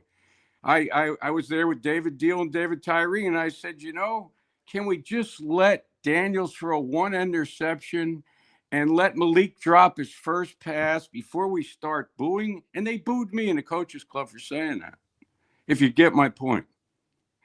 I'm going to tell you something, my friend. Please. I'm gonna look at my chart here again. I just finished it earlier today after the game yesterday. I saw your old-fashioned notebooks. Pen and pencil stuff. I love it. There you go. And right now, just as a matter of fact, even though this offense has elevated itself to middle of the pack, I've got the Giants for 23 drop passes so far this season. Okay? I heard And you talking about that on Big Blue Kickoff. Yeah, and, yeah. and 12, I now have 12 of the 23 were throws that would have been first downs had they just been caught. Yes. And Think about that. Slayton, who had the apparent, Slayton when he was with Daniel Jones was fabulous, but he seemed to have the dropsies for the entire time he was out there with Dart, and all of a sudden this Sunday, he's catching stuff with one hand. But I guess what I'm getting at, Darius Slayton is responsible for a great deal of those quote unquote drop passes. Well, he's had his share, but he is not the primary offender. There have been other guys over the course of time who have really, not lived up to what they needed to do. Exactly. But anyway, I'm going to let you go back. But I appreciate so that was a wait a minute. Where are you going to be Sunday? Where do you do that Sunday show? Well, the Sunday show we do from the press box. The radio pregame show is done from the press box, but usually near the end of the game, I will come downstairs and I'll be behind the Giants bench. So if you're down in the coaches club, you can come out and say hi. That I'll do. All right, my man. Be good. Bad fellas. Thank you so much. Thank you. He comes on with some great comments, so it was certainly worth giving him a second shot and breaking with the rules. Sean Jackson. Paul, with the Giants franchise history, have they ever had a legit coach of the year playoff game winning coach who fell for a coaching grace in such a short period of time other than Daboll? Rooting for Kafka. Well, look, yes, the answer is yes. I don't think it's going to do anybody any good to start going through some of those people right now. But there was an excellent coach back in the 90s who did take over the franchise for a while. He went to the playoffs his first year, and then subsequently the next 3 years did not go well, and then he went to another team. It's not important to start naming people, but there's a great example. And there was nothing wrong with the guy. In fact, he should be in the Pro Football Hall of Fame. All right, I've already done enough by telling you who that probably is. Scott Young. Paul, different reporters have said the locker room since Brian Daboll has been the head coach is too much like a playground lounge, chairs, pinball tables, and so forth. Any truth to this? Well, they do have lounge chairs, but they had lounge chairs in the old Giants Stadium locker room too, and tables when Bill Parcells was a head coach. They also had a built-in racquetball court next to the locker room when they were at the old Giants Stadium. So let me ask you, is there much of a difference between lounge chairs and tables and a racquetball court compared to lounge chair and tables and a ping pong table or a pool table or an air hockey table? Do those things equate to having a racquetball court? I think most people would say yes. That's pretty much the same type of thing that we're talking about.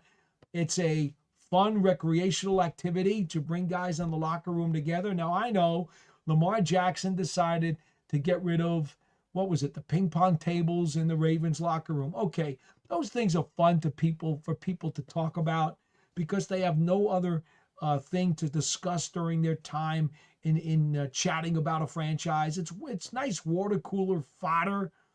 But if Bill Parcells won Super Bowls with lounge chairs and tables and a racquetball court inside the Giants facility next to the locker room, what does that tell you about the need to eliminate that stuff? Obviously, it's not necessary to eliminate it because they won. So let's not blame a lounge chair or a table or a ping pong ball. Let's not blame that for the Giants underachieving, okay? My goodness. It's amazing what some people will say or write because they just don't have any other capabilities to talk about. Armand Duda. I still believed until the fourth quarter in Denver. And I understand that.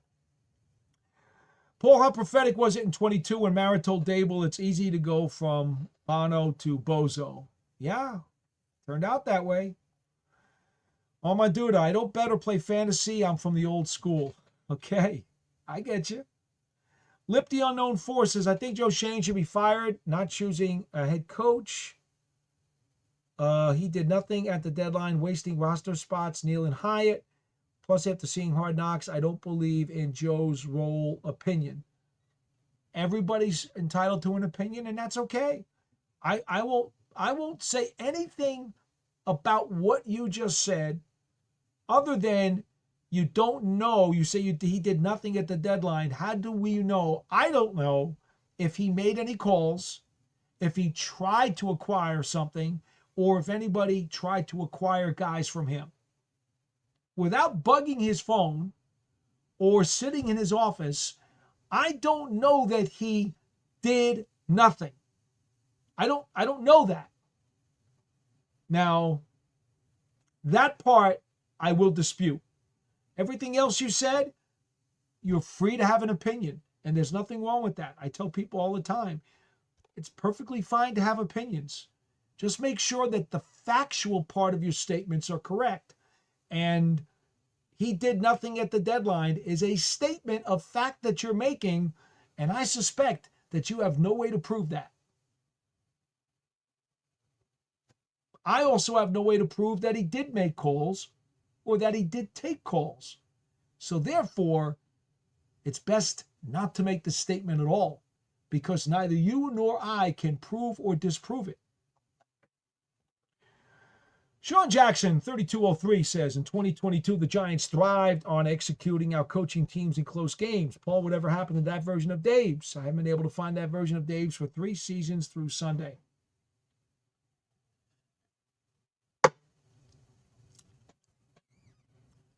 Again, different players at different times on different rosters.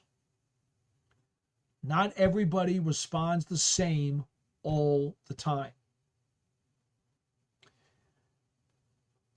If Tom Coughlin, 2-time Super Bowl winning head coach and a man who should be in the Hall of Fame,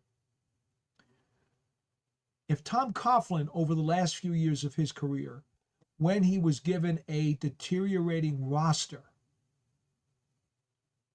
could not get stuff out of them, does that really mean it was his fault?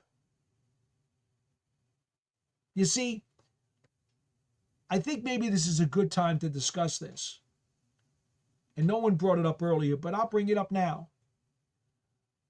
I think that Tom Coughlin had a deteriorating amount of talent on his roster during his last few years with the Giants. That is exactly the opposite of what I see here right now. I think there is more talent on this roster. And yet, the results are not showing it. Therefore, you have to grade this team as an underachieving team. See the difference? Mark Robotham says, I love my Knicks. There you go.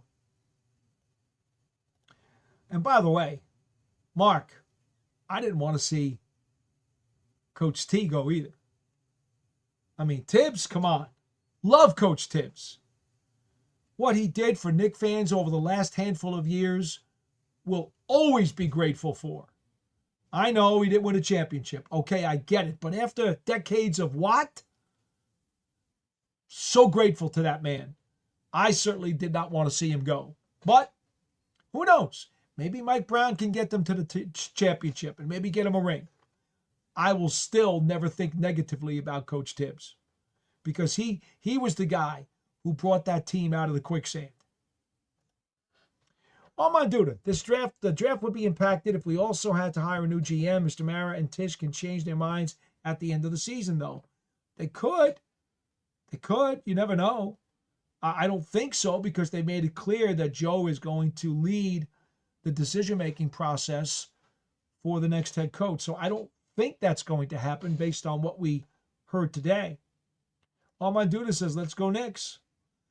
Mark Robotham says, do you think Daboll ran Dart too much? I have a generic premise about running quarterbacks. I don't think you should have a quarterback on your team that runs for 1,000 yards in a season. All right, that's just crazy, in my opinion. You're putting him too much at risk.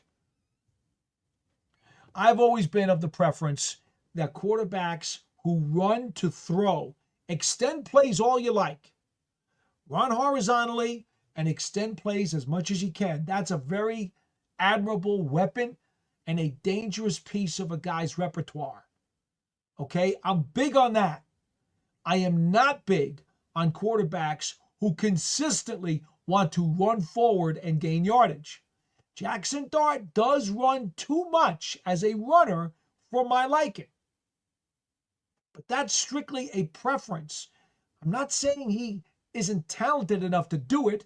I'm not saying he can't be effective doing it. But my preference is for QBs to run no more, and I've said this millions of times on all the shows I've been on, quarterback runs 4 times a game. And that's enough for me. Now, that doesn't mean he can't scramble behind the line. Doesn't mean he can't use a moving pocket. Those things are great. Those things are great. They can really help. Fran Tarkenton, the great scrambler of yesteryear with the Vikings and the Giants, I use him as an example because he scrambled like a madman. But it was all in the name of, I'm buying time because I want to throw the ball at the end of this play. Just let me give this to you so that you understand. I don't know how many people totally get it. Lamar Jackson runs around because he wants to run the ball and gain yardage. He loves to be he loves being a 1,000-yard rusher. Okay? Now, Fran Tarkenton, just so you guys get this, okay? And it doesn't matter how old you are. You will understand this.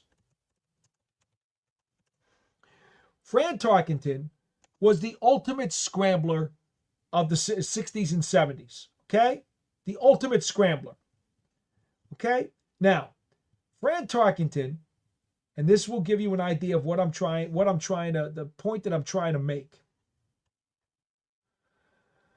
Oh, let's see here.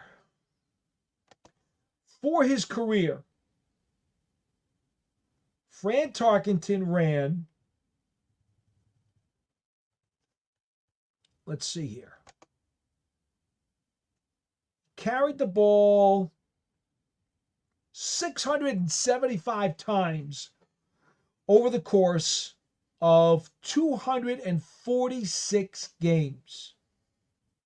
Okay? So that means he ran the ball an average of 2.7 times per game as a runner. He was the ultimate scrambler. They called him Fran the Scrambler. That's what his nickname was. He was the guy. If you ever get a chance to look at old NFL highlights from NFL films, the stuff that won Emmy Awards year after year after year, you would see Tarkenton doing all kinds of stuff behind the line of scrimmage. But he rarely ran forward to run as a runner. 2.7 running plays per game for Fran Tarkenton, for a guy who was the original. He was the prototype for scrambling quarterbacks.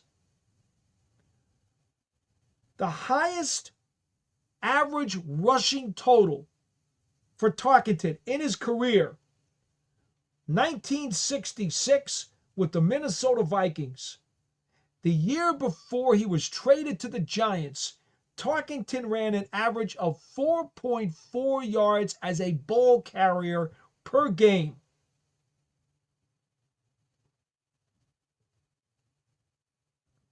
That year, his average was 4.4 carries per game for 27 yards per game on the ground. Okay? That's what I'm talking about. That's my preference. It's not that the guy can't use his legs, but I'd rather see the guy use his legs to buy time, extend plays, scramble behind the line, and then get rid of the ball. That's my preference. Because the truth of the matter is, I do have worries when you're relying too much on your quarterback's legs. I think physically, that is too much of a burden on him. I think the risk factor multiplies immensely. And in today's game, we all know how important the starting quarterback is to your team. In today's game, how many teams have a really good backup quarterback? You could really wreck your season. So, your question, do you think Daboll ran Dart too much? I just, in general, have a philosophy of keeping your quarterback's rushing totals down. But I will say this, Jackson Dart was very effective doing it. He does need to learn how to slide more. He needs to know how to protect himself more. He needs to know how to be smarter and when he should give up on a play. But those things should come with experience. As a rookie quarterback in this league, those are the kinds of things that he still hasn't gotten down yet.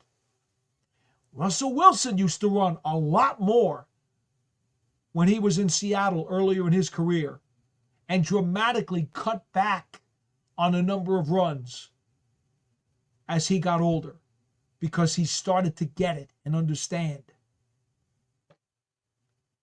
I hope that explains fully my answer to that question. Armand Duda says, Dart running is the best offense we have without Neighbors and Scatterboo. Armand, I understand the dynamics of it. I really do. Don't sell Tyrone Tracy short, though. Please don't. Tyrone Tracy's a really good back. G-Men 7131. What do you think is the biggest reason we can't stop the run, especially on the outside? And he's questioning linebacker. I think sometimes it's purely missed tackles. Other times it's guys taking bad angles on tackles.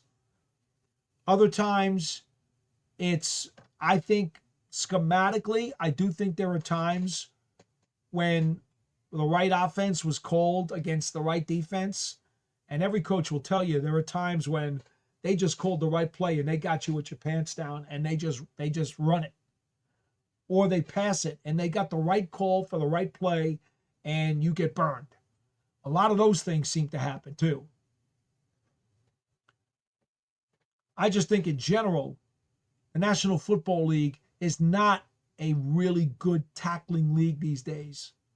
And that goes back to something I don't want to get on my soapbox. We'll be here for another 2 hours. What happens during training camp in the preseason, the guys don't do enough hitting, they don't do enough tackling, and it leads to watered down defense. I'm sorry. I believe that. It's an epidemic throughout the NFL.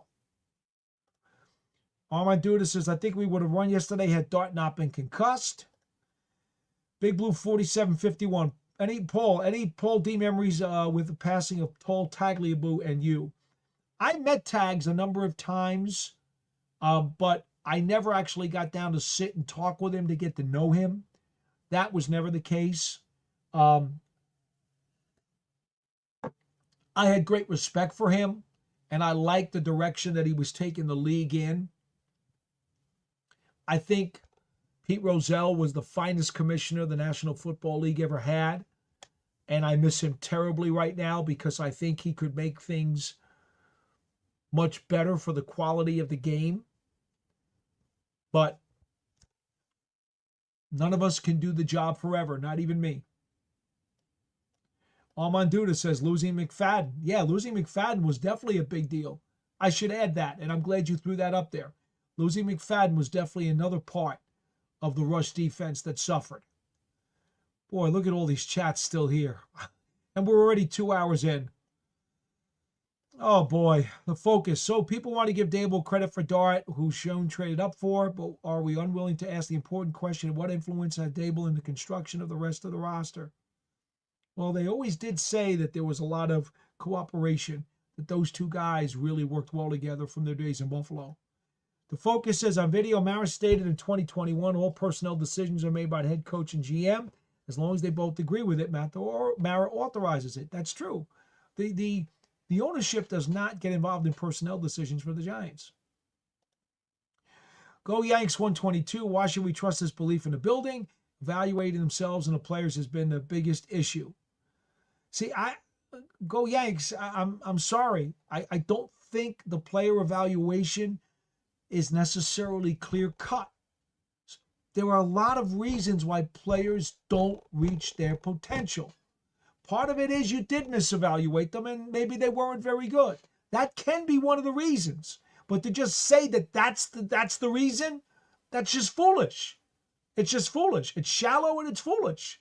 There are many reasons why a player might not reach his potential, including injuries, work ethic. Once he gets to the pros, he decides, I got a big contract. I don't need to work as hard. Injuries, personality conflicts with coaches, personal issues off the field that the guy can't overcome to concentrate and focus on his craft. These are all, there's another one. Football smarts. It's a lot easier a lot of times to digest college playbooks than it is pro playbooks. And you can't always necessarily foolproof tell all those things when you drafted a player. So I'm sorry. Once again, here's someone making a factual statement, which unfortunately is way too shallow and does not tell the full context of some of the potential issues. Armand Duda, Rangers having a good time at the Garden for a change. Oh, they're actually going to win a home game? That would be nice. Go Yanks. Paul, who's Joe Schoen's second and third best free agent signing? Who have they let leave the building for nothing? At this moment, I have not gone through Joe Schoen's free agency list of comings and goings. Can do that another time if you like, but that is not something I'm prepared to do tonight. There's too much other stuff going on.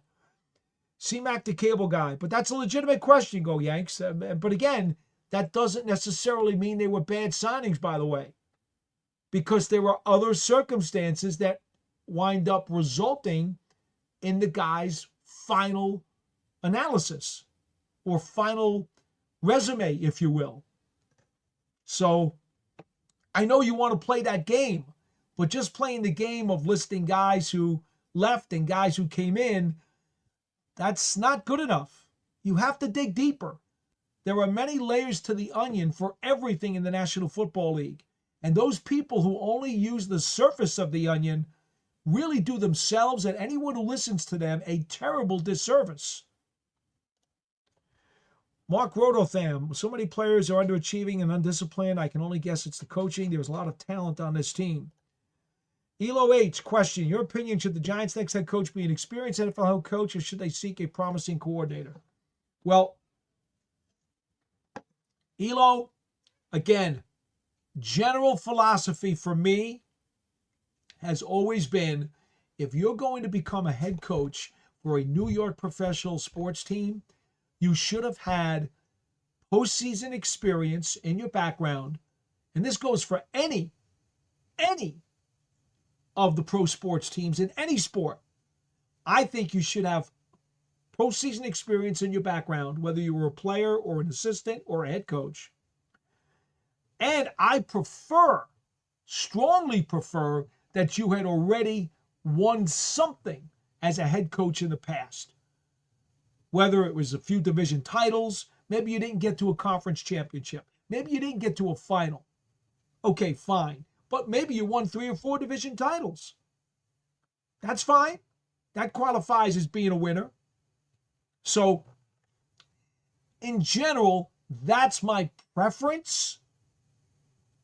Now, Mike Kafka, over these last 7 games, if he proves that he's doing a wonderful job?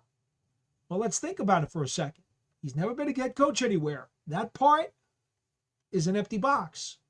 But he was part of a dynamite Kansas City Chiefs staff and did win a ring with the Chiefs. So he does have some winning postseason experience in his background. So that box he does check. So we will see. Let's see the proof that's in the pudding.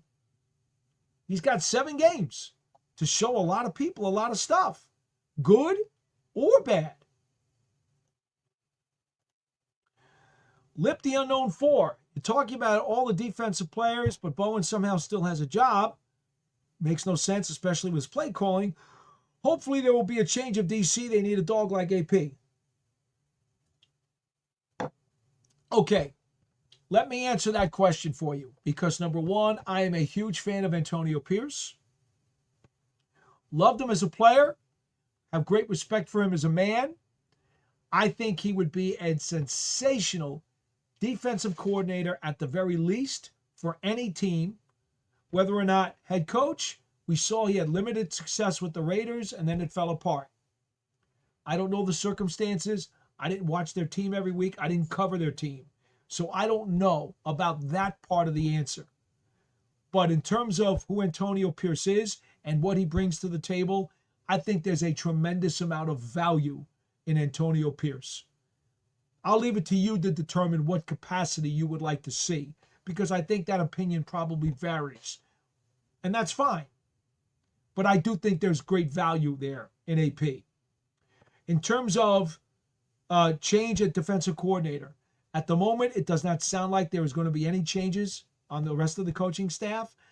And really, if you're the Giants, how much do you want to overturn the apple cart right now? You've decided that the head coach is the primary man responsible for everything that happens on the field. You've now decided that the underachieving roster is the line in the sand that was crossed, and so you had to pull the plug.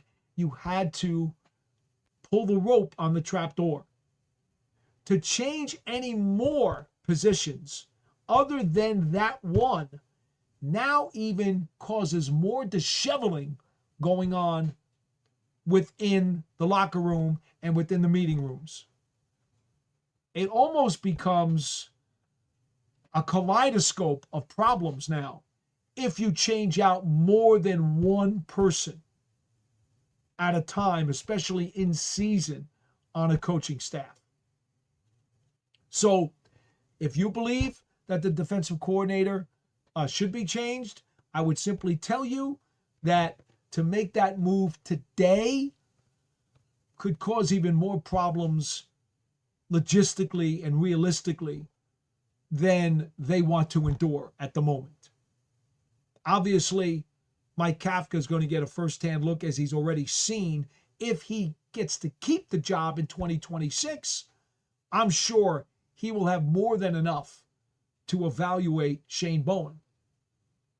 And if it is going to be a different coach from outside the building who takes over the New York Giants, he will have more than enough material over this 24 and 25 stretch of seasons to evaluate Shane Bowen. Armand Duda, remember that game against Washington, Battle of Kickers. I think he was talking about the Jim Stanky interception in the end zone that sealed it, that I referred to earlier at the old Giants Stadium. Dominic Verano, 4160. We messed up. Daboll was the coach. He got his quarterback, which is what we all wanted. Joe hasn't built a team. Again, entitled to an opinion. Armand Duda, only way we change the DC in season is promote an assistant coach from within. Only one has experience calling defensive plays that I know of. That would be Andre Patterson, the defensive line coach. Don't have to like it, but probably no better options. Okay? MB Goblin, Paul, I know you probably can't speak about this, but can you see a world we get Spags as our head coach, retain Kafka as OC, and get Matt Patricia as defensive coordinator? Well, because I am a member of the New York Giants official broadcast team, I certainly am in no position to speculate about other people who are under contract to other NFL clubs. I can tell you what I think about those people because I certainly know Steve Spagnuolo, and everybody who's ever listened to me knows the admiration and respect I have for him, not only as a great defensive coordinator, but as a man. So I am a huge Steve Spagnuolo fan. I will leave it at that. I also feel many fond things about Mike Kafka. He's here. I like him, and I hope he does well. Matt Patricia, I do not know him personally. I know he's had some very good things on his track record and some maybe not so great things on his track record. And that's about as far as I will be able to discuss anyone else who is, again, under contract to a different NFL franchise. Isaac Moore says he went from Danny Dimes to Indiana Jones. He sure did. Mac, the cable guy, he is 37 now, got old real quick on us. I think he's talking about Russell Wilson. Armand Duda says Matt Patricia would be a great DC hire. I'm trying to get through these. Go Yanks. Paul, the Giants cut Daniel Jones and replaced him with Russell Wilson. Everyone else stayed. Of course, they didn't say it, but that's what they did. Fortunate for Dart. Well, here's the thing, Go Yanks. Because the Giants addressed the defense. They were convinced that the defense needed a lot of help. So they signed Chauncey Golston to some pretty good money. They signed Paulson Adebo to a whole lot of money. They signed Javon Holland to a whole lot of money. They drafted Abdul Carter with one of their first-round picks. In fact, their first-round pick. Okay? So, again, they didn't say it or whatever else you wanted them to say because there was no reason to. My friend, you got to get better with your facts, please. Please. And then I'll be very glad to talk opinions with you, but you just keep making these misstatements. Lee Cooper, 15s. Is there any chance that Wink can return this year? No, that ship I don't believe is going to be making a reversal to East Rutherford. MB Goblin, Carl Banks is putting out the good word on that one, Armand, ha. I'll tell you another guy who I really have great respect for, Pepper Johnson. And as you probably know, Pepper spent a long time as an assistant coach under Belichick with the New England Patriots. I'm a very big Pepper Johnson fan in a lot of ways. Let's see here. Oh, trying to get through this. Come on, folks. I'm not going past 10:30 Eastern time. I'm telling you that right now. Sean Jackson. Paul, Dave's party gift to New York Giants was a potential young franchise QB in Dart. However, do we trust Shane to use the upcoming top 5 draft capital to build a real winner around Dart's rookie quarterback contract? Again, I don't know that that's a question that any of us can answer. The Giants have decided that Joe Shane is going to lead the decision-making process for the new head coach. So it appears that they've already made that decision. So nothing that we say, either positively or negatively, is going to make any difference. G-Men 7131. How much is Shane Bowen getting paid? The rest of us is worrying about jobs and retirement. I don't know the particulars of Shane Bowen's contract. Parham Antoine. You are what your record says you are. A true statement. Yes, as far as the NFL is concerned, correct. If you wasn't you would be winning. Again, I don't think you understand the context of what we were talking about before. Mark Robotham says, Paul, you're awesome. Stay on another hour. Well, that message came over at 9:30. I've already gone 45 more minutes, Mark. Okay? I'm running out of gas here. Armand Duda, I think Parcells meant that your record is what it is regardless of whether your team is better than your record indicates. No, I heard Bill say it many, many times firsthand. Basically, his feeling is people who differentiate teams who have the same record it's pointless and it's useless to even talk about, because the NFL recognizes your record.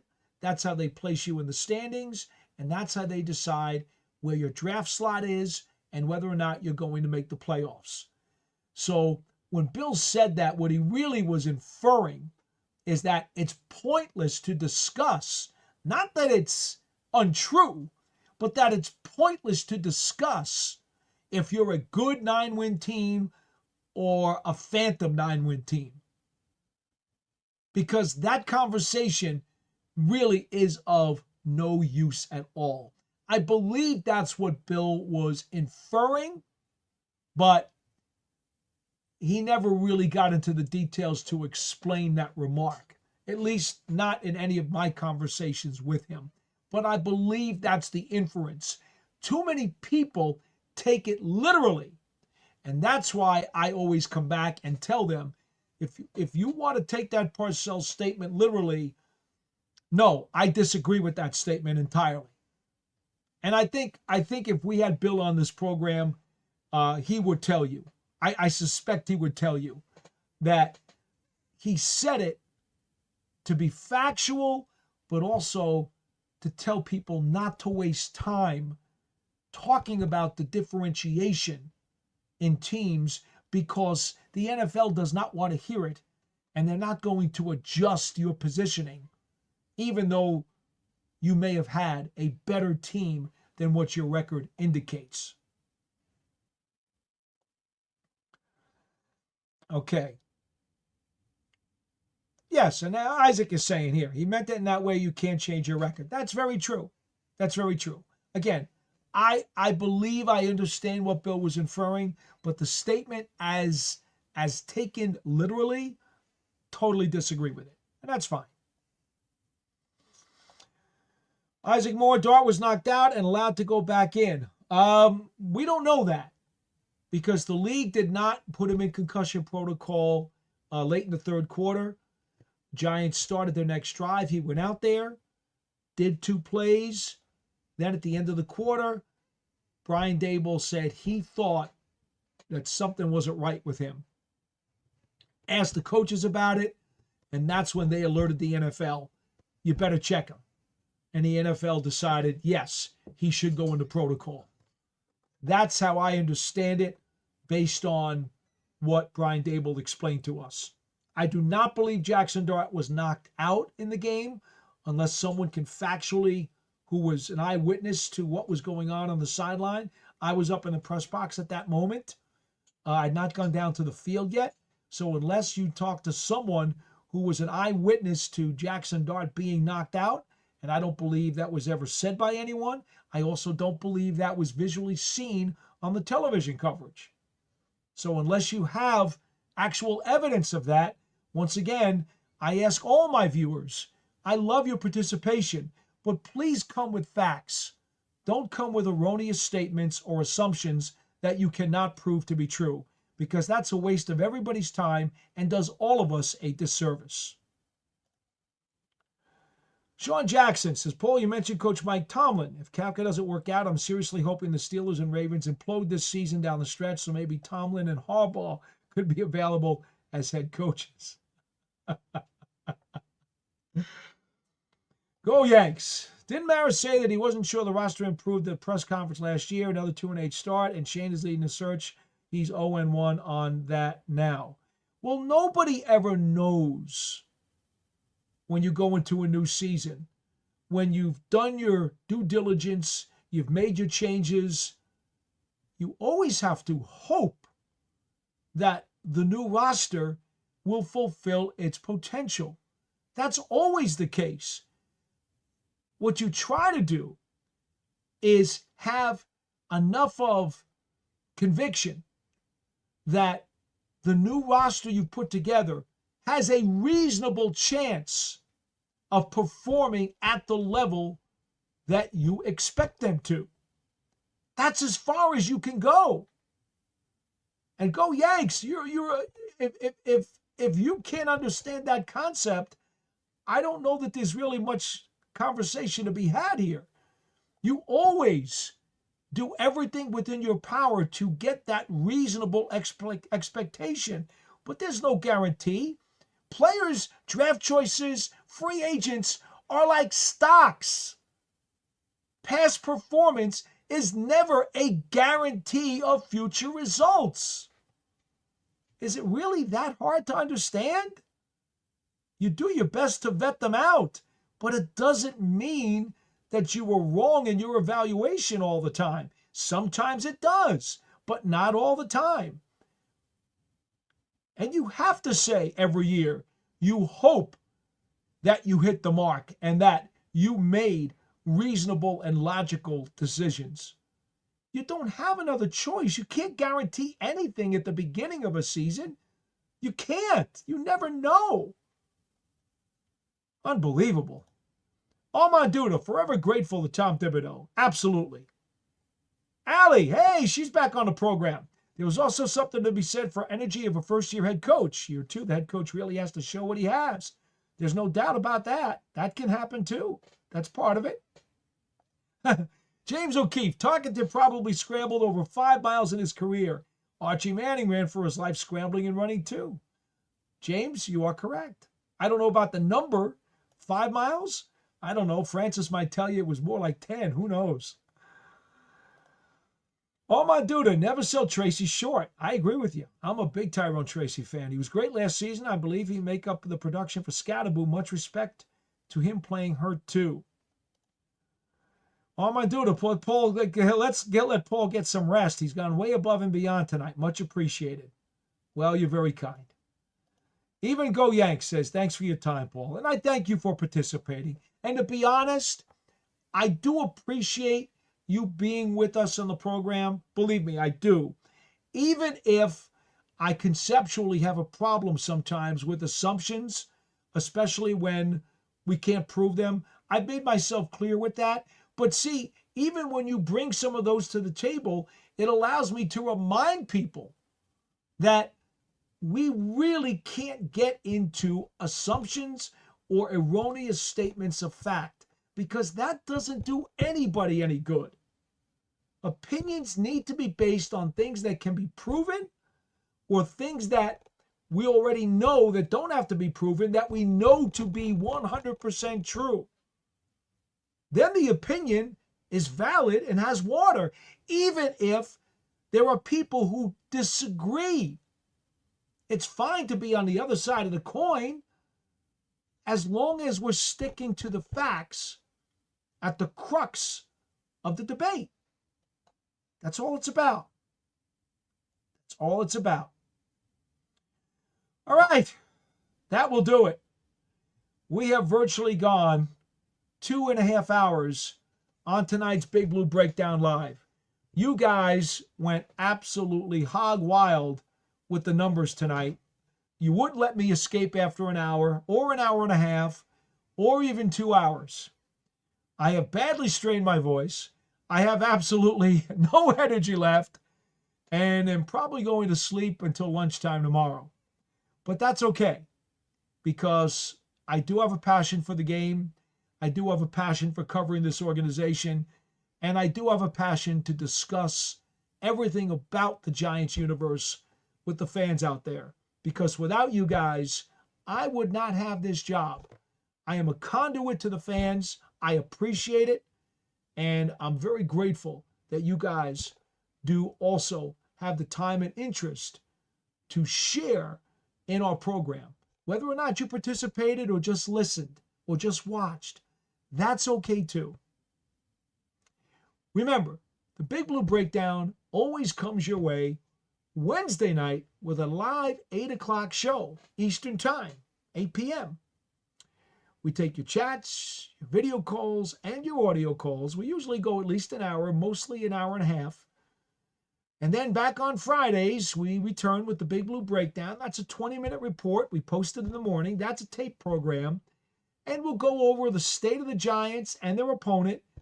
And, of course, the 3 key matchups to watch if you're the Giants and are going to try to pull off a victory. Then the morning after the game, we post another 20-minute tape report, and we do our game balls and gassers where we talk about each of the Giants units on offense, defense, and special teams. And we talk about guys who deserve plaudits and guys who really didn't have such a great game and wish they had played a whole lot better. That's what we do here on the program. And then, of course, every day on the New York Giants on SI channel on the internet, you have Patricia Traynor, our managing editor, and all of the writers who work for her constantly writing and posting articles on a daily basis to keep you updated on everything Big Blue. This program, like I said, it's on their YouTube channel and media network. I am so glad to have you with us, and we hope over the course of the next 7 weeks of Giants football, you guys continue to come back and enjoy what we can talk about. Until next time, for the Big Blue Breakdown Live, I'm Paul Dottino. Have a good night, everybody.